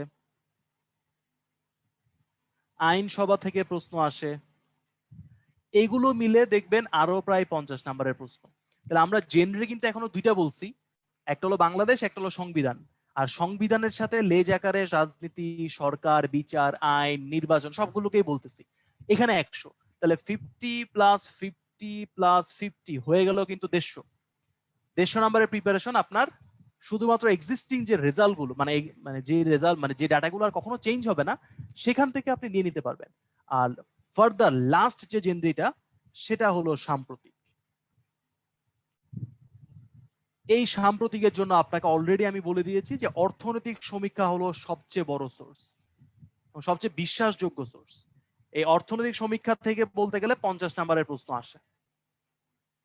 এবং কোন অর্থনৈতিক সমীক্ষা? ওই বছরের, 2-3 বছর আগেরটা আর পড়বেন না, ওই বছরের অর্থনৈতিক সমীক্ষাটা যদি পড়েন, বাজেট আলোচনা যদি পড়েন, আপনি মোটামুটি সাম্প্রতিকের 30-40 নাম্বারের প্রশ্ন খুব সুন্দরভাবে উত্তর করতে পারবেন। কিছু প্রশ্ন থাকবে যেগুলো আপনি কোনোদিন শুনেন নাই, মানে যে প্রশ্ন আগে কখনো আসে নাই, আসার কথা না, সিলেবাসের সাথে কোনো রিলেশনই নাই, এরকম কিছু প্রশ্ন অবশ্যই থাকবে। সেই প্রশ্নগুলো অমিট করবেন। অমিট মানে কি? মানে আপনি ভালো মতো লিখবেন না, লিখে কিন্তু আসতে হবে। রিটেনের সবচেয়ে গুরুত্বপূর্ণ কাজ হলো সব প্রশ্ন টাচ করে আসা, সব আপনাকে লিখে আসতে হবে, হয়তোবা খুব ভালো মতো লিখতে পারবেন না, এই হলো একটা ইস্যু। ওকে, এবার এই প্রশ্নগুলো নিয়ে একটু আলোচনা করি। বাংলাদেশ অ্যাফেয়ার্স এর জন্য যদি আমি কথা বলি, 200 নাম্বারের পরীক্ষা, 4 ঘন্টার একটা পরীক্ষা, 200 নাম্বার এবং 4 ঘন্টা। তো কিভাবে প্রশ্ন আসে? আপনি 1 থেকে শুরু করে 10 পর্যন্ত প্রশ্ন এখানে পাবেন, সবসময় এটা হয়। 1, 2, 3, 10। একের মধ্যে থাকতে পারে 4টা, 4 গুণন 5 সমান 20, এটা একটা জেনরি হতে পারে। 4টা প্রশ্ন, প্রত্যেকটা 5 করে। এমনও হতে পারে যে 5 যোগ 5 যোগ 10 20, এই ক্যাটাগরিতেও প্রশ্ন আসতে দেখা গেছে। 5 যোগ 15, এই ক্যাটাগরির প্রশ্ন আসতে দেখা গেছে। 10 যোগ 10, এই ক্যাটাগরির প্রশ্ন আসতেও কিন্তু দেখা গেছে। তাহলে বুঝতে পারতেছেন যে এমন কোনো ক্যাটাগরি নাই যেখানে প্রশ্ন আসতে পারে না। তাহলে আপনাকে সব ধরনের প্রশ্নেরই প্রস্তুতি নিতে হবে। আপনাকে একই কোশ্চেন, সেম কোশ্চেনকে 5 নাম্বারের জন্য শিখে রাখতে হবে, 10 নাম্বারের জন্য শিখে রাখতে হবে, মাঝে মাঝে 20 নাম্বারের জন্য শিখতে হবে। আপনাকে যদি বলি বাংলাদেশের মুক্তিযুদ্ধ বর্ণনা করুন, তাহলে আপনি 20 নাম্বারের জন্য লিখতে পারবেন। আপনাকে যদি বলি বাংলাদেশের মুক্তিযুদ্ধের সংক্ষিপ্ত বর্ণনা করেন, 10 নাম্বারের জন্য লিখতে হবে। আপনাকে যদি বাংলাদেশের মুক্তিযুদ্ধের 5টি পয়েন্ট উল্লেখ করুন, 5 নাম্বারের জন্য লিখতে হবে। ঠিক আছে? তাহলে চেষ্টা করবেন যে প্রশ্নটাই শিখবেন সেটাকে একটু মিডিয়ামে শিখবেন, 10 নাম্বারের জন্য শিখে রাখবেন। তাহলে 10কে 5ও বানানো যায়, 10কে একটু ইনফরমেশন বাড়িয়ে দিয়ে একটু বেশি লেখালেখি 20ও বানানো যায়। এই একটা টেকনিক ফলো করার চেষ্টা করবেন যে কিভাবে প্রশ্ন আসে যারা করছেন। আচ্ছা, এবার একটু সময় নিয়ে বলি। সময়টা এখানে খুব একটা বড় ফ্যাক্টর। 4 ঘন্টা পরীক্ষা, 4 6 24 240। তাহলে 1 মিনিটের জন্য আপনি সময় পাচ্ছেন কত? 1.1 নাম্বারের জন্য 1.2 মিনিট। তার মানে দেখেন 5 এর জন্য আপনি পাবেন কত? 6 মিনিট। 10 এর জন্য পাবেন কত? 12 মিনিট। 20 এর জন্য পাবেন 24 মিনিট। এটা একদম মুখস্থ করে ফেলতে হবে যাওয়ার আগে যে 6 মিনিটের বেশি আমি লিখবই না। বাংলাদেশ অ্যাফেয়ার্সে আবেগ খুব মানে বাজেভাবে প্রভাব ফেলে। আপনার হয়তো বা কিছু প্রশ্ন খুব কমন পড়ছে, আপনি লিখতেই আছেন, সময় চলে গেছে, লাস্টে 2টা প্রশ্ন আনসার না করে চলে আসছেন। এই পাগলামি করা যাবে না। এটা পাগলামি করলে নাম্বার কমে যাবে। ঠিক আছে? কোনো প্রশ্ন 6 মিনিটের বেশি লেখা যাবে না যদি 5 নাম্বারের হয়। খারাপও যদি লিখেন সেটাও 6 মিনিটে একটু বড় করার চেষ্টা করবেন। ভালো যদি লিখেন তাহলে তো খুবই ভালো, ডেকোরেটেড ওয়েতে লিখতে পারবেন। আনকমন যদি পড়ে স্টিল আপনাকে চেষ্টা করতে হবে এটা লিখে আসার জন্য। তাহলে টাইমিং বাংলাদেশ অ্যাফেয়ার্স এর জন্য ইজ ভেরি ভেরি ভাইটাল। ওকে, এইবার আসেন খুব চমৎকার একটা সাবজেক্ট ইন্টারন্যাশনাল অ্যাফেয়ার্স। কারণ বিসিএস এর এখনো পর্যন্ত যতগুলো সিলেবাস আছে, এই সিলেবাসের মধ্যে সবচেয়ে ইউনিক সিলেবাস যদি আমি বলি সেটা হলো আন্তর্জাতিক বিষয়াবলী। এখানে দেখেন 3টা আলাদা আলাদা পার্ট করে দিছে, part A, part B, part C, এবং 3টার জন্য 3 ধরনের প্রশ্ন। একটা হলো কনসেপচুয়াল, অ্যানালাইটিক্যাল এবং প্রবলেম সলভিং। আলাদা আলাদা জেনরি আছে। এই যে কনসেপচুয়াল যেটা এখানে 10টা প্রশ্ন হবে, প্রত্যেকটার জন্য 4 মার্কস করে। আপনি সময় পাবেন 7.5 মিনিট করে, ওই ক্যালকুলেশন করে আর কি, অ্যাভারেজ 7.5 মিনিটের মধ্যে এটা আনসার করতে হবে। অ্যানালাইটিক্যাল প্রশ্ন এখানে 3x15, মানে হলো 2 number question, 3 number question, 4 number question, এরকম থাকবে। 2 এর আন্ডারে কিন্তু এবি থাকতে পারে, অথবা শুধু 3 থাকতে পারে, অথবা এবিসিও থাকতে পারে। তার মানে 2 এর মধ্যে 5 নাম্বারের প্রশ্ন আসতে পারে, 10 নাম্বারের আসতে পারে, একটা প্রশ্ন ডিরেক্টলি 15 নাম্বারেরও কিন্তু আসতে পারে। এবং আপনি বিগত বছরের প্রশ্নগুলো যদি একটু অ্যানালাইসিস করেন, আপনি দেখতে পারবেন যে 15 নাম্বারের বেশ কিছু প্রশ্ন বিগত বছরগুলোতে আসছে, যেগুলো হলো 2টা দেশের মধ্যে সম্পর্ক, অথবা একটা দেশের সাথে আরেকটা দেশের যে বাণিজ্য সেটা কিভাবে উন্নয়ন করা যায়, রাজনৈতিক ক্ষেত্রে কিভাবে উত্তরণ করা যায়, বা একটা নতুন সংগঠন তৈরি করবেন বা নতুন অর্গানাইজেশনের জন্য আপনার পলিসি কি হবে, এই ধরনের প্রশ্নগুলো আসতে দেখা যায়। তাহলে এই ক্যাটাগরি যেহেতু ফিক্সড, এই ক্যাটাগরির একটা স্ট্রাকচার আপনি চেষ্টা করবেন আগে থেকে বানায় রাখার জন্য। দেশ পরিবর্তন হবে বাট স্ট্রাকচার পরিবর্তন হবে না। Now come to the last one, final part, যেটা প্রবলেম সলভিং। আপনাকে একটা সমস্যা দিবে। কি কি সমস্যা আমি এক্সাম্পল বলি। একটা সমস্যা আমাদের সময় ছিল যে রোহিঙ্গা সমস্যা, রোহিঙ্গা প্রত্যাবর্তন কিভাবে গতিশীল করা যায়, এর জন্য আপনার মতামত কি, এরকম একটা প্রশ্ন আসছিল। তো এই যে রোহিঙ্গা প্রত্যাবর্তন, এটাকে আপনি দেশীয়ভাবে চিন্তা করবেন, বাইলেটারাল বা দ্বিপাক্ষিক ভাবে চিন্তা করবেন, আঞ্চলিক সংস্থাগুলোর মাধ্যমে চিন্তা করবেন, আঞ্চলিকভাবে চিন্তা করবেন, এবং আন্তর্জাতিকভাবে চিন্তা করবেন। এ হলো প্রথম ঘটনা। দেন হলো ব্যক্তিগতভাবে, মানে প্রাইম মিনিস্টারের সাথে প্রাইম মিনিস্টারের কথা, প্রেসিডেন্টের সাথে প্রেসিডেন্টের কথা, রাজনীতিবিদের সাথে রাজনীতিবিদের কথা, এগুলো ব্যক্তিগত পর্যায়ে। সামাজিক যোগাযোগ মাধ্যমে করা যেতে পারে, চাপ সৃষ্টিকারী গোষ্ঠীর মাধ্যমে করা যেতে পারে, মিডিয়ার মাধ্যমে করা যেতে পারে। তাহলে যতগুলো ওয়ে বের করা যায় সবগুলো ওয়েকে আপনি এখানে রিপ্রেজেন্ট করবেন। এটা শুধু রোহিঙ্গা সমস্যা না, সমস্যাটা যাই হোক না কেন আপনি চেষ্টা করবেন এটার একাধিক সলিউশনের একটা জেনরি তৈরি করে রাখার জন্য। এবং যেহেতু এখানে ম্যাক্সিমাম ক্ষেত্রে 2টা দেশের একটা প্রবলেম সলভ করতে আপনাকে বলে, আপনি মাথায় রাখবেন আমাদের সংবিধানের অনুচ্ছেদ 25 নাম্বার যেটা হলো আন্তর্জাতিক সম্পর্ক কিরকম হবে বা পররাষ্ট্র নীতি কেমন হবে, ওই নীতির আলোকে অবশ্যই সলিউশন গুলো দিতে হবে। আন্তর্জাতিক পররাষ্ট্রনীতির যে মূল থিমটা সেটা হলো যে কোনোভাবেই বিরোধ করা যাবে না, অবশ্যই শান্তিপূর্ণ অবস্থান করতে হবে, এবং বল প্রয়োগের নীতি পরিহার করতে হবে।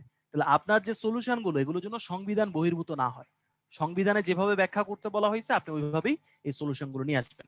এবং এর জন্য সবচেয়ে ভালো হয় একটা প্রকাশনীর বই পড়বেন, যে কোনো একটা প্রকাশনীর বই পড়বেন, এবং প্লাস প্রিলিতে বলছিলাম যে তারেক শামসুর রহমানের বই, এই বইটা এখানে খুব কাজে লাগবে। আর অবশ্যই ওই যে আন্তর্জাতিক কিছু ইন্টারন্যাশনাল জার্নাল পড়তে বলছিলাম, এগুলো পড়বেন, আর নিউজ পেপার পড়বেন। এগুলো পড়লে মোটামুটি ইন্টারন্যাশনাল অ্যাফেয়ার্স আপনি ভালো পরীক্ষা দিতে পারবেন। কিন্তু জেনারেলি যেগুলোর কথা বললাম, স্ট্রাকচারটা আপনি নিজে থেকে বানায় রাখবেন আগে থেকে, তাহলে পরীক্ষা দেওয়াটা আপনার জন্য একটু ইজি হবে। ওকে, তো আমাদের মোটামুটি 700 নম্বরের একটা প্রিপারেশন আমি বলে ফেলছি। ম্যাথ এবং ম্যাথমেটিক্যাল রিজনিং 50। এখানে খুব ডিটেলস আমি বলবো না, বিগত বছরের প্রশ্ন পড়বেন এবং একটু ফোকাস দেওয়ার চেষ্টা করবেন প্রবাবিলিটিতে। এখান থেকে প্রশ্ন বেশি আসতেছে, কঠিন প্রশ্ন আসতেছে। পারমুটেশনে এখান থেকেও কঠিন আসতেছে।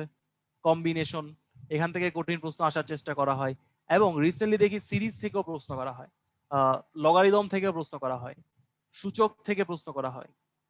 তো এই টপিকগুলোর উপর একটু জোর দেওয়ার চেষ্টা করবেন, কারণ এগুলো হয়তো অনেকদিন ধরে প্র্যাকটিস করা নাই, জাস্ট প্র্যাকটিসের আওতায় নিয়ে আসবেন। আর বাকিগুলো প্রিলিতে যা পড়ছেন সেটা দিয়ে মোটামুটি উত্তরে যেতে পারবেন। মেন্টাল এবিলিটি একদম হুবহু প্রিলিতে 15 নাম্বার আসতো, এখানে 50 নাম্বার আসবে। আর কোনো পার্থক্য আসলে এখানে নাই।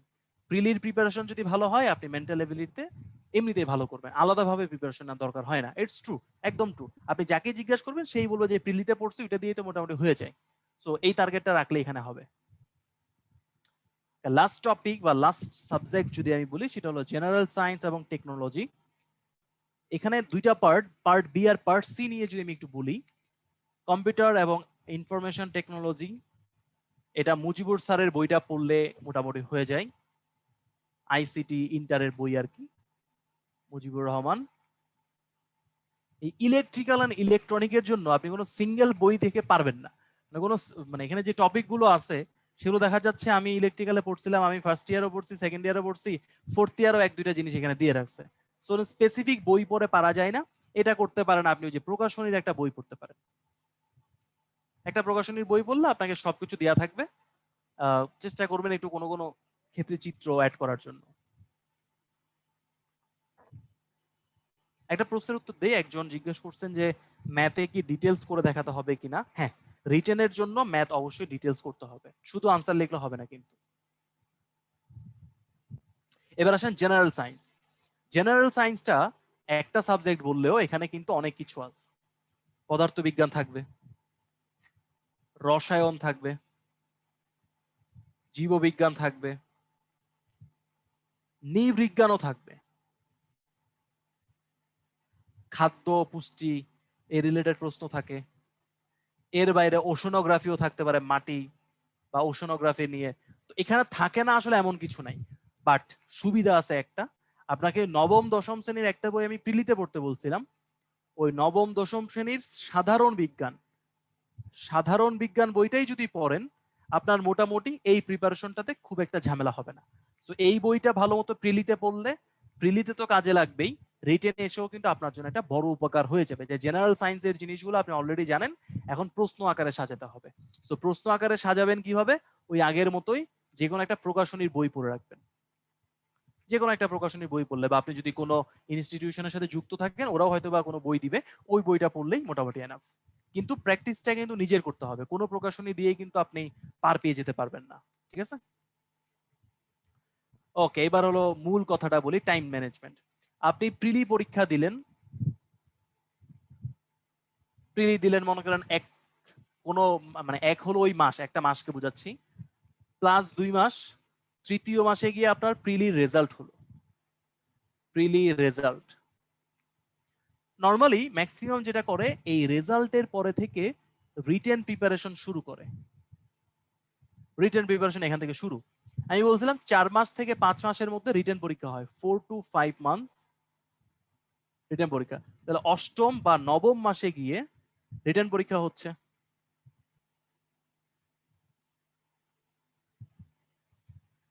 তাহলে এখানে সময় পাচ্ছেন কত? 4 থেকে 5 মাস। অলরেডি বলছি, এই 4-5 মাস রিটেনের জন্য আসলে পর্যাপ্ত না। আপনি একবার যদি রিটেনের বইগুলো খুলে দেখেন, বা যদি বলি রিটেনের সিলেবাসটাও দেখেন, পিএসসি যেটা দিচ্ছে, আপনার মাথা খারাপ হয়ে যাবে, কারণ এত বিশাল, এটা 3-4 মাসে পড়ার মতো মোটেও না।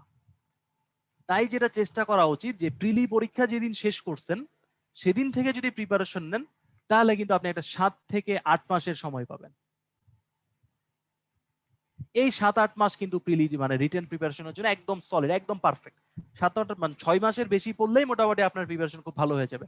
কিন্তু 3-4 মাস যদি পড়েন আপনার মধ্যে একটা অস্বস্তি কাজ করবে যে আরেকটু পড়া উচিত ছিল, তথ্যগুলো ভালো মতো গোছানো নাই, শুধু পড়ছি লিখি নাই, এই ঝামেলাগুলো আপনার মধ্যে বারবার শুরু হবে। তাই আবারও বলি, প্রিলি যেদিন দিবেন তারপর দিন থেকে ফুল প্রুফ প্রিপারেশন নিয়ে নেবেন রিটেনের। আর খুবই ভালো হয় যদি প্রিলি যখন পড়তেছেন কিছু সাবজেক্ট একসাথে প্রিপারেশন নেওয়া। অলরেডি বলছি ইংরেজির ক্ষেত্রে ওয়ার্ড গুলো শিখে রাখা, ম্যাথের ক্ষেত্রে তো একদম সিমিলার, মেন্টাল এবিলিটিতে সিমিলার, জেনারেল সায়েন্সও মোটামুটি সিমিলার, বাংলাদেশ অ্যাফেয়ার্স এর জন্য সংবিধানটা কমন, বাংলাদেশ বিষয়াবলীর জন্য একদম ইতিহাসের যে ঘটনাগুলো সেগুলো কমন। তাহলে এই কমন যেগুলো যেগুলো পাচ্ছেন সবগুলো কিন্তু চেষ্টা করবেন প্রিলি রিটেন একসাথে পড়ে ফেলার জন্য, যেন রিটেনে এসে কোনো বার্ডেন তৈরি না হয়। ঠিক আছে? আর প্রিলির পরে এই যে প্রথম মাসে প্রিলি দিলেন, দ্বিতীয় যে মাসটা 2 নাম্বার মাসে চেষ্টা করবেন অল রিটেন কোশ্চেন পড়ে ফেলার। All written question with answer. Digest কথাটা নাম মনে আপনারা শুনছেন, ডাইজেস্ট কিনবেন একটা রিটেন ডাইজেস্ট। ডাইজেস্টের বিগত সব বছরের প্রশ্ন এবং উত্তর দেয়া থাকে, এটা ডাইজেস্ট পড়বেন, আপনি প্রশ্নও জানতেছেন উত্তরও জানতেছেন, এবং ওই এক বই পড়তে আপনার 1 মাস লেগে যাবে। এবং 1 মাস পরে আপনি বুঝতে পারবেন যে আচ্ছা কোন জিনিস পড়া উচিত, কোন জিনিস পড়া উচিত না, কোনটা নোট করা উচিত, কোনটা রেগুলার পড়া উচিত, কোনটা মাঝে মাঝে প্র্যাকটিস করা উচিত। আপনার একটা ইম্প্যাক্ট বা এই গুরুত্বটা বুঝতে পারবেন। ওকে,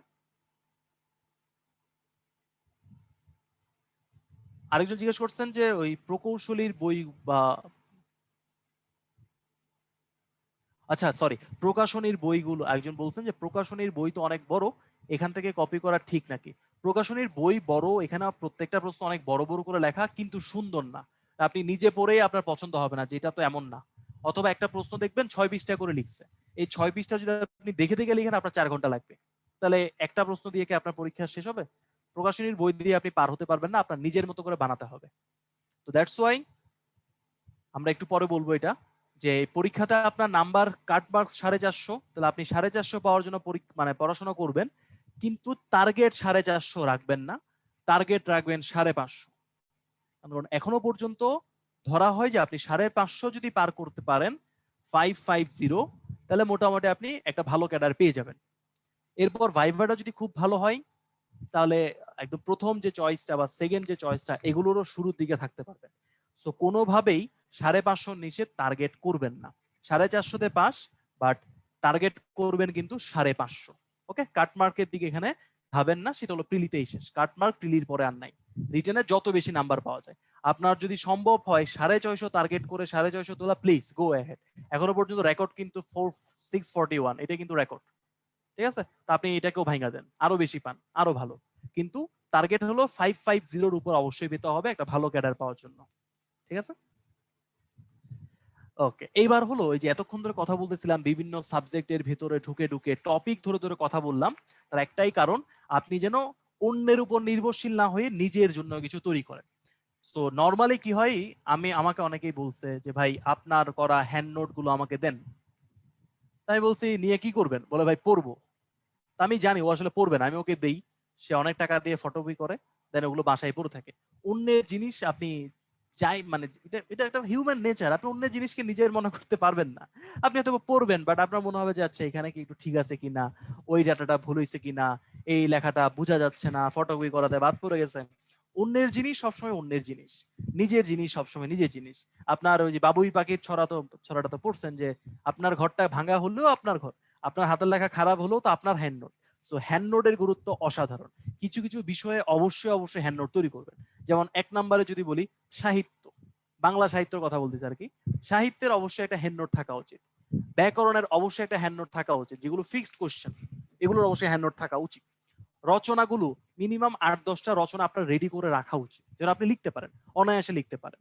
তারপর যদি আমি বলি সংবিধানের উপর আপনার নিজের কিছু লেখা থাকা উচিত, যে সহজভাবে আপনি সংবিধানকে কিভাবে ব্যাখ্যা করবেন, এটা রাখা উচিত। 5 নম্বরে যদি বলি আন্তর্জাতিক বিষয় বলি, আন্তর্জাতিকে ওই যে কিছু সমস্যা সমাধান বা দ্বিপাক্ষিক প্রবলেম, দ্বিপাক্ষিক বা বহুপাক্ষিক ঘটনাবলী, এগুলোর কিছু ফিক্সড ফরম্যাট আপনার বানায় রাখা উচিত।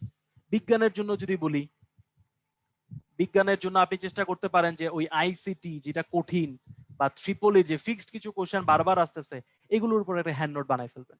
তো সবকিছু হ্যান্ড নোট বানাতে হবে আমি এটা বলতেছি না, বাট যেগুলোতে নাম্বার বেশি তোলা যায় সেগুলোর উপর নিজের কিছু হ্যান্ড নোট থাকলে পরীক্ষার আগে খুব কাজে লাগে।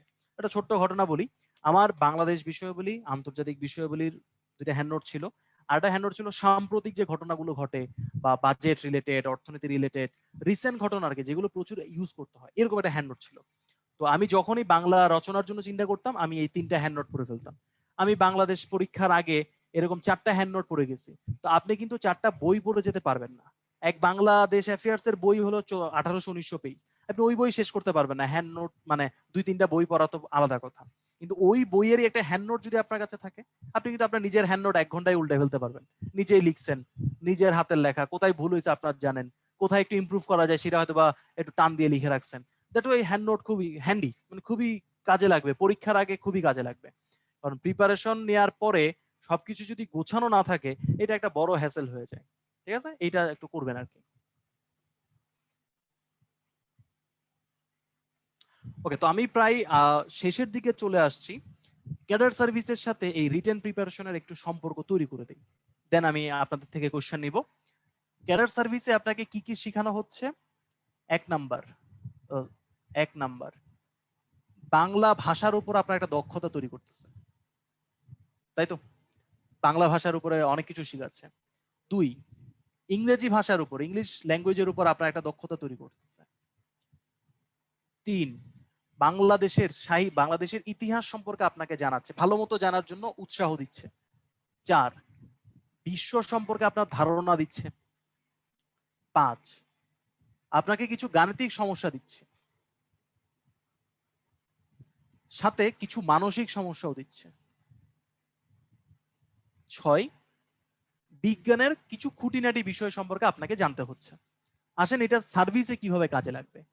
বাংলা ভাষাটা কাজে লাগবে কারণ দাপ্তরিক যে কাজগুলো থাকে, দাপ্তরিক কাজের সকল নোটিশ, পরিপত্র, letter, recommendation, PR, RPC, LMC সবকিছু বাংলা ভাষায় লিখতে হয়। সেখানে ভাষা ব্যবহার করা, শব্দ চয়ন ঠিক করা, রিপোর্ট লেখা, সারমর্ম লেখা, কথাবার্তা লেখা, শুভেচ্ছা বার্তা লেখা, সবগুলোই কোনো না কোনো দিন আপনাকে করতে হবে। বাংলা ভাষা তো আপনাকে জানতেই হবে, ফার্স্ট কাজ। যদি আপনার ফরেন সার্ভিস করতে হয়, ফরেন অ্যাফেয়ার্স বলি না, foreign service, foreign affairs different জিনিস, ফরেন সার্ভিস ডিফারেন্ট জিনিস। ফরেন সার্ভিস করতে হলে সেম কাজ আপনাকে ইংলিশে করতে হবে, তাহলে ইংলিশ ভাষার গুরুত্বটা আছে। বাংলাদেশের হয়ে যদি আপনি ফরেন সার্ভিসে থাকেন বা অ্যাডমিন সার্ভিসে থাকেন বা পুলিশ সার্ভিসে থাকেন, বিভিন্ন সময় আপনাকে বিভিন্ন মঞ্চে উপস্থিত হতে হবে, বক্তৃতা দিতে হবে, এবং এর মধ্যে 90% প্রবলেম হলো জাতীয় দিবসগুলো। বিভিন্ন দিবসে উপস্থিত হয়ে কথা বলতে হবে। বিভিন্ন দিবসে গিয়ে উপস্থিত হয়ে তো আপনি তো আপনার পারিবারিক সমস্যা বলবেন না, আপনি ওই দিবসের মাহাত্ম্য তুলে ধরবেন। মাহাত্ম্য তুলে ধরতে কি করতে হবে? আপনাকে সঠিক ইতিহাসটা জানতে হবে, তাহলে ইতিহাস খুব গুরুত্বপূর্ণ। আচ্ছা, এইবার শুধু ইতিহাস জানেন কিন্তু বিশ্বে কি ঘটতেছে সেটা জানেন না, তাহলে ইতিহাসের সাথে বৈশ্বিক ঘটনাবলীর কোনো ব্যাখ্যা দিতে পারবেন না। তাহলে বৈশ্বিক ঘটনা জানতে হবে। এবং আপনি যদি ফরেন সার্ভিসে থাকেন বা মিশনে কোনো দিন কাজ করতে চান, অন্য কোনো সার্ভিস থেকেও মিশনে কাজ করতে পারবেন, সেটাও যদি করতে চান, তাহলে ওই দেশ সম্পর্কে আপনার জানতে হবে। ওই দেশের রাজনীতি, অর্থনীতি, ভূ রাজনীতি, ভৌগোলিক অর্থনীতি, এগুলো সম্পর্কে অবস্থান রাখতে হবে। আপনার আশেপাশের যে দেশগুলো আছে যাদের সাথে আপনার অর্থনৈতিক সম্পর্ক আছে, রাজনৈতিক সম্পর্ক আছে বা কি বলে যোগাযোগের সম্পর্ক আছে, এই ক্ষেত্রেও কিন্তু অন্যান্য দেশের যে ইম্প্যাক্ট গুলো আছে, অন্যান্য দেশের যে ঘটনাগুলো ঘটতেছে, এগুলো কিন্তু আপনার মাথায় রাখতে হবে কাজ করার সময়। তাহলে অফিসের কাজ এটা কাজে লাগলো। যদি আপনি ম্যাজিস্ট্রেট হন বা পুলিশ সার্ভিসে থাকেন বা যে কোনো সার্ভিসে থাকেন, মাঝে মাঝে কিন্তু আপনার বিভিন্ন কারখানা পরিদর্শনে যেতে হতে পারে। সো কমন কিছু বেসিক সায়েন্স আপনার অবশ্যই জেনে রাখা উচিত। আপনি তো ডিটেলস জানবেন না, বাট নামটা শুনে যেন আপনি বুঝতে পারেন আচ্ছা এটা রিলেটেড, কোনটার সাথে রিলেট করা যায়। গাণিতিক সমস্যা, আপনি এক সময় ডিডিও হয়ে যাবেন। নরমালি ক্যাডার সার্ভিসে জয়েন করলে আপনাকে বলা হবে এসডিও, সেলফ ড্রয়িং অফিসার। আর সিনিয়র কিছুদিন হলে আপনি ডিডিও হবেন, ড্রয়িং অ্যান্ড ডিসবার্সিং অফিসার, মানে আপনি একই সাথে অর্থনৈতিক কর্মকর্তাও হয়ে যাবেন। তো অর্থনৈতিক কর্মকর্তা হলে আপনার গাণিতিক সমস্যা সমাধানের একটা যোগ্যতা থাকতে হবে, সাথে সাথে মানসিক সমস্যাও থাকবে। কারণ গাণিতিক সমস্যাগুলো দেখবেন যে অনেক ঘাবলা টাবলা আছে, এই ঘাবলাটা আপনাকে একটা মানসিক প্যারা দিবে, এই জন্য আপনাকে মানসিক ভাবেও একটু সুস্থ হইতে হবে। তো তো দেখেন যা যা সিলেবাসে আছে সবকিছু কিন্তু সার্ভিস লাইফে আপনার গিয়ে কাজে লাগবে, এমন কিছু না যে অপ্রয়োজনীয় কোনো কিছু আপনাকে পড়াচ্ছে। এটা হলো একটা ছোট্ট রিলেশন আমার পক্ষ থেকে আমি আপনাকে দিলাম। এর বাইরেও অনেক সুন্দর সুন্দর বিশ্লেষণ আপনি পাবেন, বিভিন্ন মানুষ এই সম্পর্কে বিশ্লেষণ করছে, বা কিছুদিন পড়াশোনা করলে আপনিও দেখবেন আমার চেয়ে একটা ভালো বিশ্লেষণ এখানে দিয়ে দিতে পারতেছেন। So it can change every time, every day and every second. But আমার পক্ষ থেকে আমি একটু ব্যাখ্যা করলাম যে সার্ভিসের যে কাজগুলো আর যে পড়াশোনা করে আপনি সার্ভিসের পরীক্ষাটা দিচ্ছেন এগুলো কিন্তু খুবই রিলেটেড এবং এখানে কোরিলেশন আছে।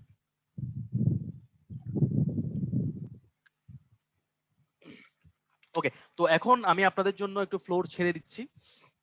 চ্যাট বক্স ওপেন আছে, আপনারা অবশ্যই চ্যাট বক্সে প্রশ্ন করতে পারেন, সার্ভিস নিয়ে প্রশ্ন করতে পারেন, অথবা কোনো সাবজেক্ট নিয়ে প্রশ্ন করতে পারেন, অথবা আমার ব্যক্তিগত যদি কোনো সার্ভিস রিলেটেড কিছু জানতে চান বা প্রস্তুতিমূলক সময়ে যদি কোনো কিছু জানতে চান, দ্য ফ্লোর ইজ ইয়োর। যে কোনো প্রশ্ন করতে পারেন, আমি অবশ্যই চেষ্টা করব কিছু নিয়ে জানার।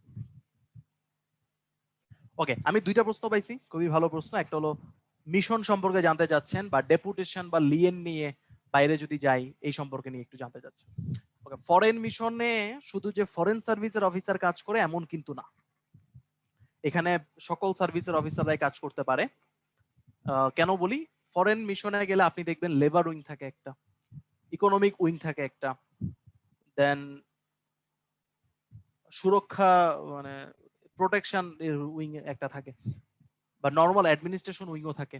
তো এখানে অ্যাডমিন ক্যাডারের মানুষজন কাজ করতে পারে, পুলিশ ক্যাডারের মানুষ কাজ করতে পারে, ট্যাক্স অডিট এরা তো কাজ করতে পারে, কাস্টমস এর মানুষজনও কাজ করতে পারে। এর বাইরেও লাস্ট বছর খানেক আগে আপনারা হয়তো একটা ফেসবুকে খুব পপুলার হয়েছিল যে এডুকেশন ক্যাডার থেকেও কিন্তু একজন মিশনে কাজ করার সুযোগ পেয়েছে।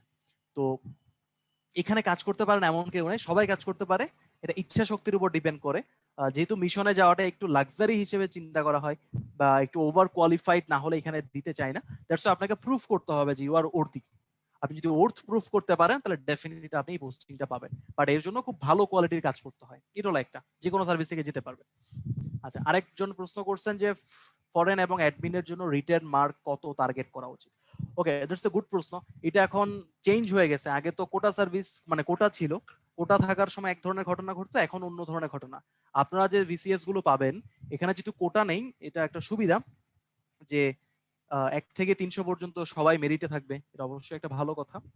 তো আগে দেখা যেত কি 560 বা 570 পেলে অ্যাডমিন সার্ভিসে পেয়ে যেত, বা 550 540 দিয়ে অ্যাডমিন পাওয়া যেত। তো এখন যেহেতু কম্পিটিশন ডিফারেন্ট হয়ে গেছে, ইজি হয়ে গেছে বলা যায় আগে থেকে, কোটা যেহেতু নাই কম্পিটিশন ইজি, আগের চেয়ে বেশি মানুষ অ্যাডমিন হতে পারবে কোটা ছাড়া। তো এই ক্ষেত্রে হয়তো বা 530-40 স্টিল 550 আমার মনে হয় টার্গেট রাখা উচিত, কারণ ভাইভাটা কেমন হবে সেটা তো আপনি জানেন না। 550 টার্গেট রাখলে ভাইভাটা যদি একটু ভালো দিতে পারেন তাহলে আশা করতেছি আপনার একদম প্রথম যে পোস্ট মানে প্রথম যে টার্গেটটা সেটাই পেয়ে যাবেন।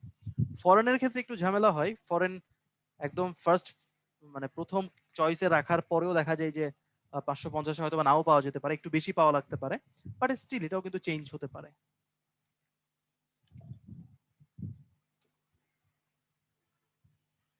আচ্ছা, আরেকজন একটা প্রশ্ন করছেন যে ফরেন এবং অ্যাডমিনের মধ্যে কোনটিতে কাজের চাপ। কোনোটাতে না ভাই, এখানে সুখের কোনো চাকরি নাই, সবগুলো ক্যাডারেই প্রচুর চাপ, প্রচুর মানে আসলেই প্রচুর, এটা আসলে মুখে বলার মতো না। আমি কিন্তু আপনাদের সাথে ক্লাস নিতে নিতে মাঝখানে 2টা ইমেলও করে ফেলছি আমার কাজের অংশ হিসেবে, এবং আমি কিন্তু ইচ্ছা করে বলছিলাম যে 4:30টার মধ্যে শেষ করা যায় কিনা, অফিসের একটা কাজ চলে আসছিল। তো সমস্যা না, আরো 10-15 মিনিট আছি আমি। এখানে কাজের কোনো মা বাপ নাই ভাই, সময়েরও কোনো মা বাপ নাই, কাজেরও কোনো মা বাপ নাই, যে কোনো সময় আপনাকে রাখতে পারে। এবং এই সার্ভিসে জয়েন করলে পুলিশ অ্যাডমিন আসলে একটু বেশি প্রেশার। ঢাকায় মানে আমরা যারা ফরেন সার্ভিস আছি আমরা তো ঢাকায় থাকি, প্রথম দিকে হয়তো বা দিন শেষে বাসায় যেতে পারি, বা যত রাতই হোক বাসায় থাকি, একটু কষ্টটা কম লাগে। অ্যাডমিন পুলিশে তো বাসায়ও থাকতে পারে না, পরিবার থেকে অনেক দূরে, এই জন্য কষ্টটা আরো বেশি লাগে। সো এই সার্ভিসগুলোতে জয়েন করলে আপনার কিন্তু 9টা-5টা ডিউটি নাই, এটা কোথাও মানে ওই সার্ভিস রুলের কোথাও লেখা নাই যে আপনার 9টা-5টা ডিউটি, আপনি 24/7 ডিউটি, আপনাকে প্রতিদিনই কাজ করতে হতে পারে। এর জন্য আলাদা কোনো অ্যালাউন্স কিছু নাই। গভর্নমেন্ট যে কোনো সময় যে কোনো কাজে আপনাকে ইনভলভ করতে পারে, আর গভর্নমেন্ট সার্ভেন্ট হিসেবে আপনাকে অবশ্যই কাজটা করতে হবে, এটা মাস্ট। সো আরাম যদি বলেন কোনোটাতেই নাই, বাট আনন্দ আছে, আনন্দ সবগুলোতে আছে। আচ্ছা, আরো কয়েকটা প্রশ্ন আসছে। আচ্ছা, আরেকটা প্রশ্ন উত্তর দেই যে কোন ক্যাডারগুলোতে ঢাকায় পোস্টিং পাওয়া যায়। ফরেন সার্ভিসে হলে আপনার প্রথম দিকে ঢাকায়, এরপর তো মিশন। একটা হলো 3:1 রুলস ফলো করা হয়।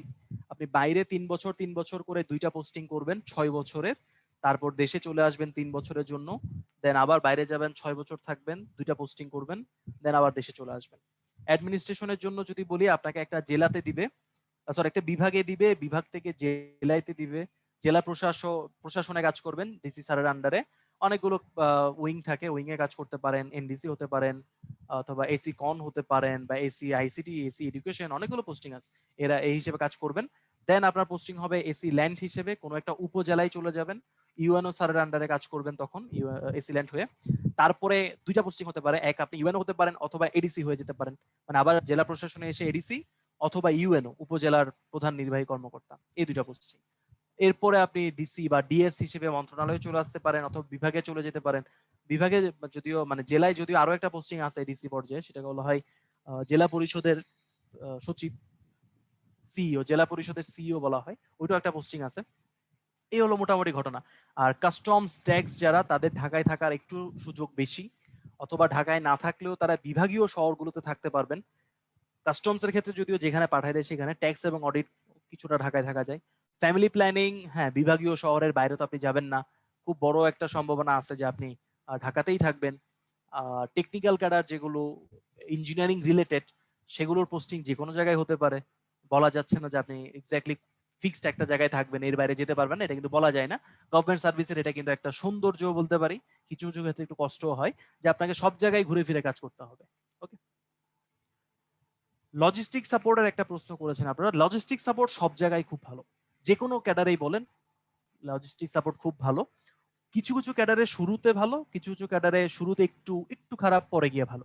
যেমন আমাদের কথা বলি, আমরা যারা ফরেন সার্ভিসে জব করতেছি, আমাদের কিন্তু পার্সোনাল কোনো গাড়ি নেই, মানে আমার জন্য কোনো গাড়ি এসে নিয়ে যায় না। অফিসিয়াল গাড়ি আছে, ওই অফিস টাইমের আগে 9টার আগে একটা গাড়ি আসে, রোস্টার বলি আমরা, বা ক্যারিং কার বলি আমরা এটাকে। ওই ক্যারিং কারে করে নিয়ে যায়, অফিস শেষ হলে আমাকে দিয়ে যায়। এর বাইরে যদি অফিসিয়াল কোনো কাজ করতে হয়, যেমন আমাদের প্রোটোকলের সময় কিন্তু আমার সবসময় একটা গাড়ি ছিল, আমি এটাও বলি, প্রোটোকলের সময় আমি বিএমডাব্লিউ চালাই, মানে বিএমডাব্লিউ তো চড়ছি আর কি, যেটাতে হয়তো বা মোদি চড়ছেন, প্রাইম মিনিস্টার অফ ইন্ডিয়া, আমি ওইটাতেও চড়ছি। এরকম সুযোগ সুবিধা ছিল যখন যেরকম অবস্থা। মানে আপনাকে যখন গভর্নমেন্ট একটা বিশেষ কাজ দিবে, তার সাপোর্টটাও দিবে, বাট আপনার কাজে আপনাকে, মানে আপনার ব্যক্তিগত কাজে দিবে না। আর একটা সার্টেন পর্যায়ে পরে যখন অ্যালাউন্স চলে আসে, বা আপনি যোগ্য হবেন যে আপনার জন্য সবসময় গাড়ি থাকবে, সেটাও কিন্তু অফিসিয়াল কাজে, পার্সোনাল কাজে আসলে কখনোই গাড়ি দেয় না আর কি গভর্নমেন্ট। অনেকেই ব্যবহার করে, যেটা আসলে অযৌক্তিক বা করা উচিত না। সবসময় অফিসিয়াল কাজে আপনি গাড়ি পাবেন, অফিসিয়াল কাজে লজিস্টিক সাপোর্টে খুব একটা সমস্যা হয় না। তো একটা সমস্যা, মানে একটা আপাত দৃষ্টিতে সমস্যা দেখা যায় কি, অ্যাডমিনের যারা, তারা তো জেলা পর্যায়ে চলে যায়। সো জেলাতে দেখা যায় 4টা বা 5টা গাড়ি আছে, অফিসার হলো 8-10 জন, এবং জেলাতে কিন্তু জ্যাম থাকে না, ম্যাক্সিমাম জেলাতে খুব জ্যাম ট্যাম নাই। তো একটা গাড়ি দেখা যায় 2-3 জন অফিসারকে খুব ভালো মতো সার্ভিস দিয়ে দিতে পারে, তো সেক্ষেত্রে সবাই সবসময় গাড়ি ইউজ করতে পারে। কিন্তু ঢাকাতে তো আপনি এটা পারবেন না, ঢাকার যে রাস্তা, এক গাড়ি দিয়ে কিন্তু সবকিছু হবে না। সো এইটা একটু বুঝে নিবেন আর কি। সো কোন জায়গায় কাজ করতেছেন সেই অনুযায়ী লজিস্টিক সাপোর্টটা একটু চেঞ্জ হয়ে যায়। আচ্ছা, আরেকটা প্রশ্নের উত্তর দেই, এটা হলো ফরেন সার্ভিসে হাইস্ট প্রমোশন হলো ফরেন সেক্রেটারি। ফরেন সেক্রেটারি হলো হাইস্ট পোস্টিং, গ্রেড 1। এর পদমর্যাদার অ্যাম্বাসেডর, মানে আমাদের 18টা পোস্ট আছে যারা গ্রেড 1 হতে পারে। সো অ্যাম্বাসেডর আসলে 3 ধরনের হয়, 3 গ্রেডেরই হয়, মানে গ্রেড 3 অ্যাম্বাসেডর হতে পারে, গ্রেড 2 অ্যাম্বাসেডর হতে পারে, গ্রেড 1 অ্যাম্বাসেডর হতে পারে। গ্রেড 1 অ্যাম্বাসেডর হলো সবচেয়ে সিনিয়র, তার উপরেও কিন্তু একটা অ্যাম্বাসেডর হওয়া যায়, অ্যাম্বাসেডর এট লার্জ। কিছুদিন আগে একজনকে নিয়োগ দেওয়া হয়েছে স্যারকে, স্যার হলো মন্ত্রী পদমর্যাদার, এবং ওনাকে বলা হচ্ছে অ্যাম্বাসেডর এট লার্জ। সো গভর্নমেন্ট চেঞ্জ করতে পারে, বাট আপাত দৃষ্টিতে লিখিতভাবে চিন্তা করলে ফরেন সেক্রেটারি হলো সবচেয়ে বড় পোস্টিং গ্রেড 1 এর জন্য। ওকে, আরো কিছু প্রশ্ন পেয়েছি আমি, যেমন একটা প্রশ্ন হলো রাইটিং স্কিল কিভাবে ভালো করবেন। লিখতে হবে ভাই, রাইটিং স্কিল ভালো করার জন্য আপনাকে বেশি লিখতে হবে এবং ভালো ভালো জিনিস পড়তে হবে, যেন ওই ভালো ভালো শব্দগুলো আপনার হাত দিয়ে লেখা হয়ে যায়। এটাই টেকনিক, এর বাইরে খুব একটা টেকনিক নাই। আচ্ছা, আরেকজন প্রশ্ন করেছেন টেকনিক্যাল ক্যাডার, ভাই টেকনিক্যাল যদি খারাপ হয় কিন্তু জেনারেলটা ভালো হলে চয়েস লিস্টে টেকনিক্যালের পরে, না না না, আপনি টেকনিক্যাল ক্যাডার দেওয়ার পরে যদি জেনারেল ক্যাডার দেন, সেটা কিন্তু ইনভ্যালিড হয়ে যাবে, সেটা থাকবে না। মানে সেটা দেয়া না দেয়া একই কথা আর কি। তো টেকনিক্যাল ক্যাডার যদি শুরুতে দেন বা পরের গুলো আশা না করাই ভালো। ওকে, আরেকটা প্রশ্ন পাইছি যে প্রিলিতে এবং লিখিত পরীক্ষার জন্য বিশেষ রুটিন মাফিক পড়া উচিত কিনা নাকি একসাথে পড়া। এখন তো আমাদের একটা মোটামুটি ভালো বয়স হয়ে গেছে, বা আপনারা যারা পড়াশোনা করবেন বয়স তো মোটামুটি 18-19 হয়ে গেছে, আরো বেশিও হয়েছে অনেকেরই, 20-22 হয়ে গেছে। তো এখন নিজের উপর একটা দায়িত্ব নিয়ে নিবেন আর কি, যে আপনি কিভাবে পড়তে পছন্দ করেন, এই ফ্রিডমটার উপর একটু জোর দিবেন। আপনার যদি এমন মনে হয় যে আমি একটা সাবজেক্ট 2 দিন পড়লে আমার ভালো লাগে, তাহলে 2 দিন পড়বেন। বাট কারো যদি এমন মনে হয় যে না ভাই আমার এক সাবজেক্ট পড়তে বিরক্ত লাগে, আমি একই দিনে 2টা সাবজেক্ট পড়লে একটু ভালো লাগে, ডেফিনেটলি 2টা পড়া উচিত। আমি যেমন 2টা পড়তাম, আমি একটা রেগুলার পড়তাম, একটা শুয়ে শুয়ে শুয়ে পড়তাম, মানে একটা প্রিপারেশন নিয়ে পড়তাম, বই খাতা কলম সব একসাথে থাকতো, এটা হলো সিরিয়াস পড়াশোনা করতেছি। আর যখন বিরক্ত লাগতেছে বিছানায় গিয়ে শুয়ে আছি, তখন হাতে অন্য একটা বই, হয়তো সংবিধানের একটা বই বা মুক্তিযুদ্ধের একটা বই, বা হয়তো বা একটা পত্রিকার কোনো একটা অংশ, বা বাজেটের একটা বক্তৃতা, এরকম একটা বই রিডিং করতে পড়তে হয়তো ঘুমাই গেছি, বা একটা কবিতার বই পড়তে পড়তে ঘুমাই গেছি। এরকম ভাবে পড়লে ডাইভার্সিফিকেশন থাকে আর কি, এটা একটা ইস্যু। ওকে, আরেকটা প্রশ্ন পেয়েছি যে প্রিপারেশনের সময় কিভাবে নিজেকে মোটিভেট রাখবেন। এটা খুবই কষ্টের একটা কাজ।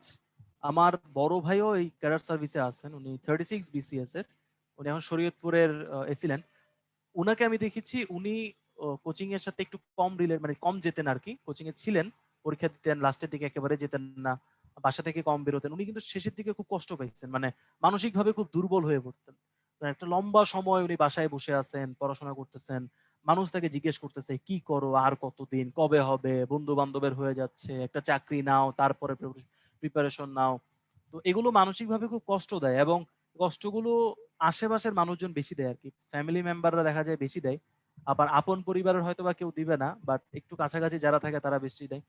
আর আরেকটা খারাপ লাগে হলো তুলনা করবে, তোমার ওই বন্ধু তো দেখো তোমার সাথে ছিল, ইউএসএ চলে গেল, তুমি এখনো পড়ে আসো, ওই বন্ধুকে দেখো ওখানে অত টাকা বেতন পাচ্ছে, তুমি এখনো প্রিপারেশন নিচ্ছ। এগুলো সবগুলো একদিনে চলে যাবে, মানে ওই যেদিন রেজাল্টটা দিবে না, ওই 1 সেকেন্ডের মধ্যে আপনার দুনিয়া চেঞ্জ হয়ে যাবে যদি আপনি ক্যাডার সার্ভিস সিলেক্ট হয়ে যান। ট্রাস্ট মি, একদিনে দুনিয়া চেঞ্জ হয়ে যাবে, বাট ওই দিন পর্যন্ত অপেক্ষা করতে হয়। এবং ওই দিনের পরে আপনি আর ওই দিনের আগে আর আপনি আপনি হয়তো বা সেম থাকবেন, বাট মানুষ আপনাকে যেভাবে দেখে এটা পরিবর্তন হয়ে যাবে। আগের দিন পর্যন্ত যেভাবে দেখবে, পরের দিন থেকে অন্যভাবে দেখবে। এবং মানে মানুষ হিসেবে আমরা যেটা চাই আর কি, যে আমার কথার গুরুত্ব, বা আমি যে চিন্তা ভাবনা করতেছি এটা শোনা, বা আমি একটা কথা বলতে চাচ্ছি সেটার প্রতি একটা রেসপন্স, এটা আপনি ক্যাডার সার্ভিসে প্রচুর পাবেন। আপনি যেইখানেই যান না কেন আপনি একটা সম্মান পাবেন, আপনার মর্যাদা পাবেন, আপনি যে কাজটা করতে যাচ্ছেন সেখানে সহযোগিতা পাবেন, এবং একটা ভ্রাতৃত্ব বোধ তো আছে, এটা তো বুঝতেই পারতেছেন। সো আলটিমেটলি পরিবারটা খুব ভালো। ইন্টারনাল প্রবলেম সব জায়গায় আছে, এখানেও হয়তো বা আছে, আমি তো নতুন, অনেক কিছু জানি না, বাট স্টিল একটা ভালো সার্ভিস, এতে কোনো ডাউট নেই। সিকিউরিটির কথা বলেন, পেমেন্টের কথা বলেন, রেসপন্সিবিলিটির কথা বলেন, দায়িত্বের কথা বলেন, দেশপ্রেমের কথা বলেন, দেশের প্রতি যে আমাদের কর্তব্যগুলো বা দায়িত্বগুলো পালনের কথা, সবকিছু মিলে কিন্তু ইটস এ গুড সার্ভিস।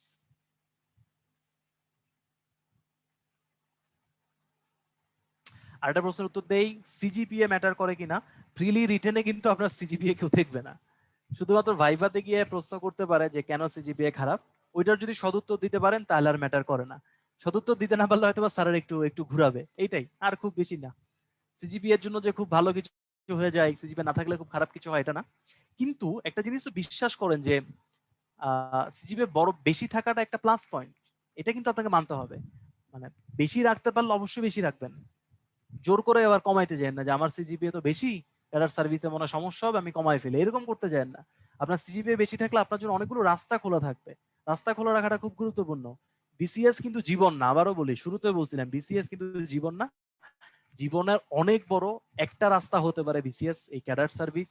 এখানে আসার যদি ইচ্ছা হয় অবশ্যই আপনি পরিপূর্ণ প্রস্তুতি নেবেন, প্রপার ওয়েতে পড়াশোনা করবেন, কিন্তু জীবনের একমাত্র লক্ষ্য যদি এখানে করেন তাহলে বাকি জীবন তো কষ্টে যাবে, জীবনকে কষ্ট বানানো যাবে না। ওকে, তো সিজিপিএ ম্যাটার করেও না, যদি অপশন থাকে বেশি ভালো করার, বেশি সিজিপিএ রাখেন।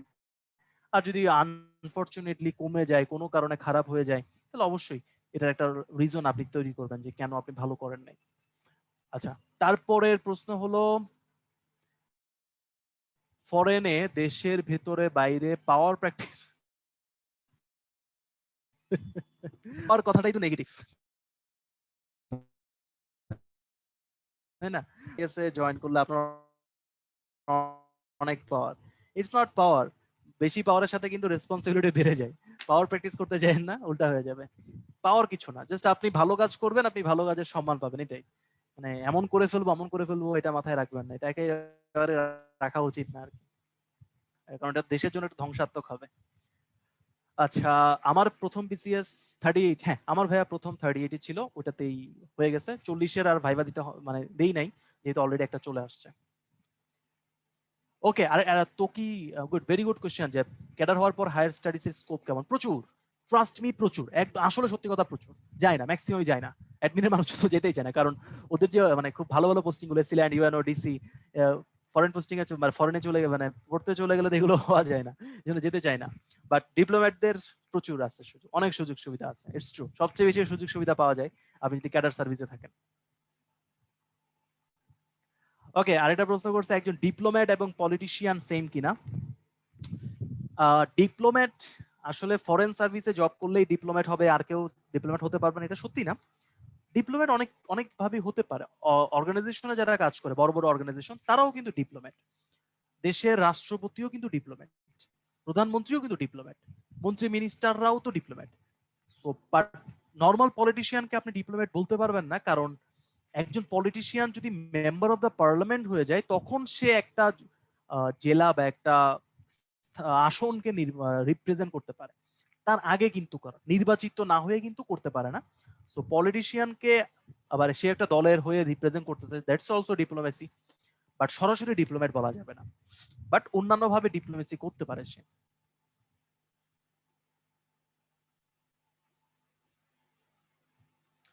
আচ্ছা, আরেকজন বলছে যে আমার প্রিপারেশনের সময় কি কি জিনিস ভুল ছিল। ভুল কি কি ছিল? হয়তো ভাই ক্যাডারে চান্স পেয়ে গেছি, ভালো করছি, এখন ভুল কিভাবে বলবো? এভাবে চিন্তা করেন না, ভালো খারাপ ভুল ঠিক এগুলো একসময় অবসলিট হয়ে যায়। আমার মনে হয় যে আমি এত বেশি না পড়লে মনে হয়ে যেত, আবার মনে হয় যে আরেকটু বেশি পড়লে মানে আরেকটু ভালো করতাম। এগুলো সবই অবসলিট, এর চেয়ে অনেক বেশি পড়ে হয়তো বা চান্স পাই নাই আনফরচুনেটলি, দুর্ভাগ্যক্রমে, বা আমার চেয়ে অনেক কম পড়ে হয়তো আমার চেয়ে ভালো করছে। সবকিছুকে আপনি আসলে মাপকাঠিতে রাখতে পারবেন না। আপনার কাজ হলো পড়াশোনা করা, প্ল্যানিং করে পড়াশোনা করা, নিয়ম শৃঙ্খলা মেনে চলা। আলটিমেট প্ল্যানার কিন্তু ভাই ওই আলটিমেট উদ্ভাসে, মানে সরি, আল্লাহ তাআলা বা ভগবান বা সৃষ্টিকর্তা, উপরে অবস্থান করেন উনি। উনি যে প্ল্যানটা করবেন ওভাবেই যেতে হবে। সো ওনার হাতে কিছু জিনিস ছেড়ে দেন, আপনি একটা প্ল্যান করে আগান।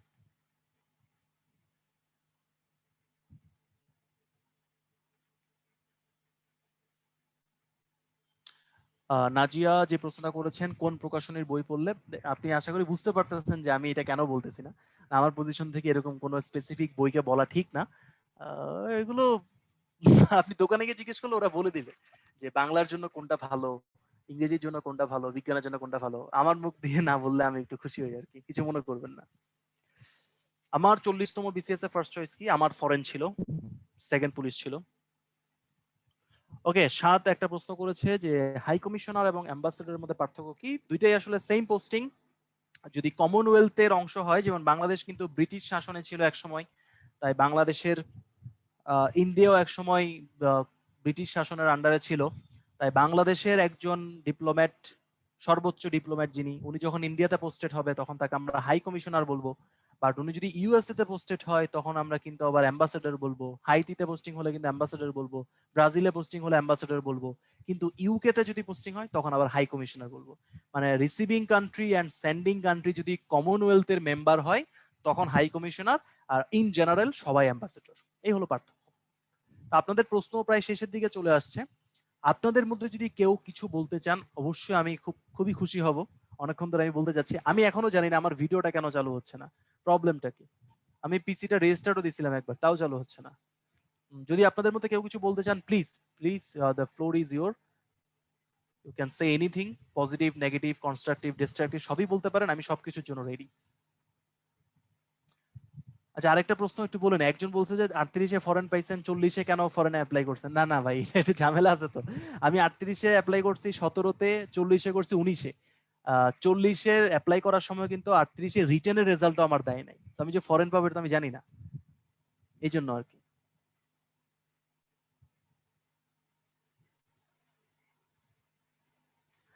আরেকটা প্রশ্ন পাইছি যে সিভিল সার্ভিস এবং এমএনসি দুইটার মধ্যে কোনটা ক্যারিয়ারের জন্য ভালো ফিনান্সিয়াল দৃষ্টিকোণ থেকে?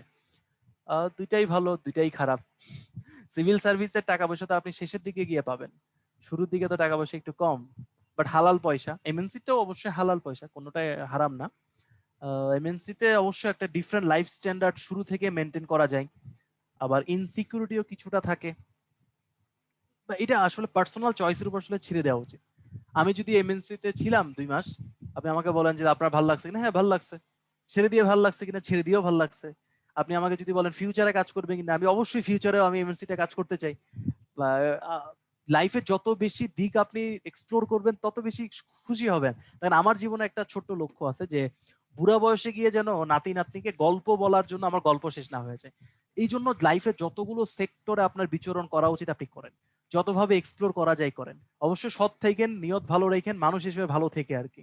যেমন আমার ইচ্ছা আছে যে আমি এখন ফরেন সার্ভিসে আছি, একটা ভালো ডিগ্রি নিব। ডিগ্রি নিয়ে যে ওয়ার্ল্ড অর্গানাইজেশন যেগুলো আছে, ওয়ার্ল্ড ব্যাংক, আইএমএফ, আইসিএম, ডাব্লিউএফও বা ইউনেস্কো, আমি যদি সুযোগ পাই এগুলোতে কাজ করব। দেশের সাথে সাথে যদি আমি বাইরের একটা অর্গানাইজেশনে কাজ করার সুযোগ পাই এবং সেই অভিজ্ঞতাটা কিন্তু আমি দেশে আরো ভালোভাবে কাজে লাগাতে পারবো, আমি ডেফিনেটলি যাব সেখানে কাজ করার জন্য। এবং গভর্নমেন্টও তো এই সুবিধাটা দিয়ে রাখছে যে আপনি চাইলেই গিয়ে পড়াশোনা করতে পারেন, চাইলেই গিয়ে অন্য কোম্পানিতে কাজ করতে পারেন। কেন? কারণ ওই এক্সপিরিয়েন্সটা তখন আমার দেশের জন্য কাজে লাগবে। সো ডেফিনেটলি দুইটাই ভালো। আচ্ছা, বিসিএস প্রস্তুতি আমি পাশ করার পরে প্রস্তুতি নিছিলাম। পাশ করার 3-4 মাস পরে মনস্থির করে অনেকের সাথে কথাবার্তা বলে দেন প্রস্তুতি শুরু করছিলাম। তো বিসিসির পক্ষ থেকে যদি আপনারা কিছু বলেন বা কেউ যদি কিছু বলতে চাই, প্লিজ ওনাকে হ্যান্ড রেজ করার অপশনটা মনে হয় আপনারা দিয়ে দিচ্ছেন। হ্যান্ড রেজ করে 1-2 লাইনে যদি কিছু বলতে চাই বলতে পারেন। আর আমার পক্ষ থেকে আমি এখানেই শেষ করতেছি। আমি আছি আপনাদের সাথে, কোনো প্রশ্ন থাকলে তো অবশ্যই আমি কথা বলবোই। আর সেই পর্যন্ত কালকে আবারও আমরা যুক্ত হব। কালকের ক্লাসটা লেখালেখি কম, ভাইভা নিয়ে একটু কথা বলবো এবং সার্ভিস গুলো নিয়ে আরেকটু ডিটেলস কথা বলবো হয়তোবা। এবং কালকে আপনাদের জন্য ফুল ফ্লোর থাকবে। আজকে যেমন আপনারা চুপচাপ বসে আছেন, কালকে কিন্তু আমি চুপচাপ বসে থাকতে দিব না। আপনাদের মাথায় রাখতে হবে যে কালকে আপনাদের কথা বলতে হবে, এই টেন্ডেন্সি নিয়ে চলে আসবেন। ঠিক আছে? তো আমার পক্ষ থেকে আমি তাহলে এখানেই বিদায় নিচ্ছি। আবারও সবার জন্য শুভকামনা। অনেক অনেক ধন্যবাদ। আমি অনলাইন ক্লাসে আপনারা এতক্ষণ ধরে বসে থাকতে পারবেন এটা আশা করি নাই, বাট প্রচুর উপস্থিতি এবং আপনাদের রেসপন্স খুব ভালো। Thank you very much. All the best. কালকে আবার কথা হবে, সেই পর্যন্ত আমার পক্ষ থেকে বিদায় জানাচ্ছি সবাইকে। আসসালামু আলাইকুম।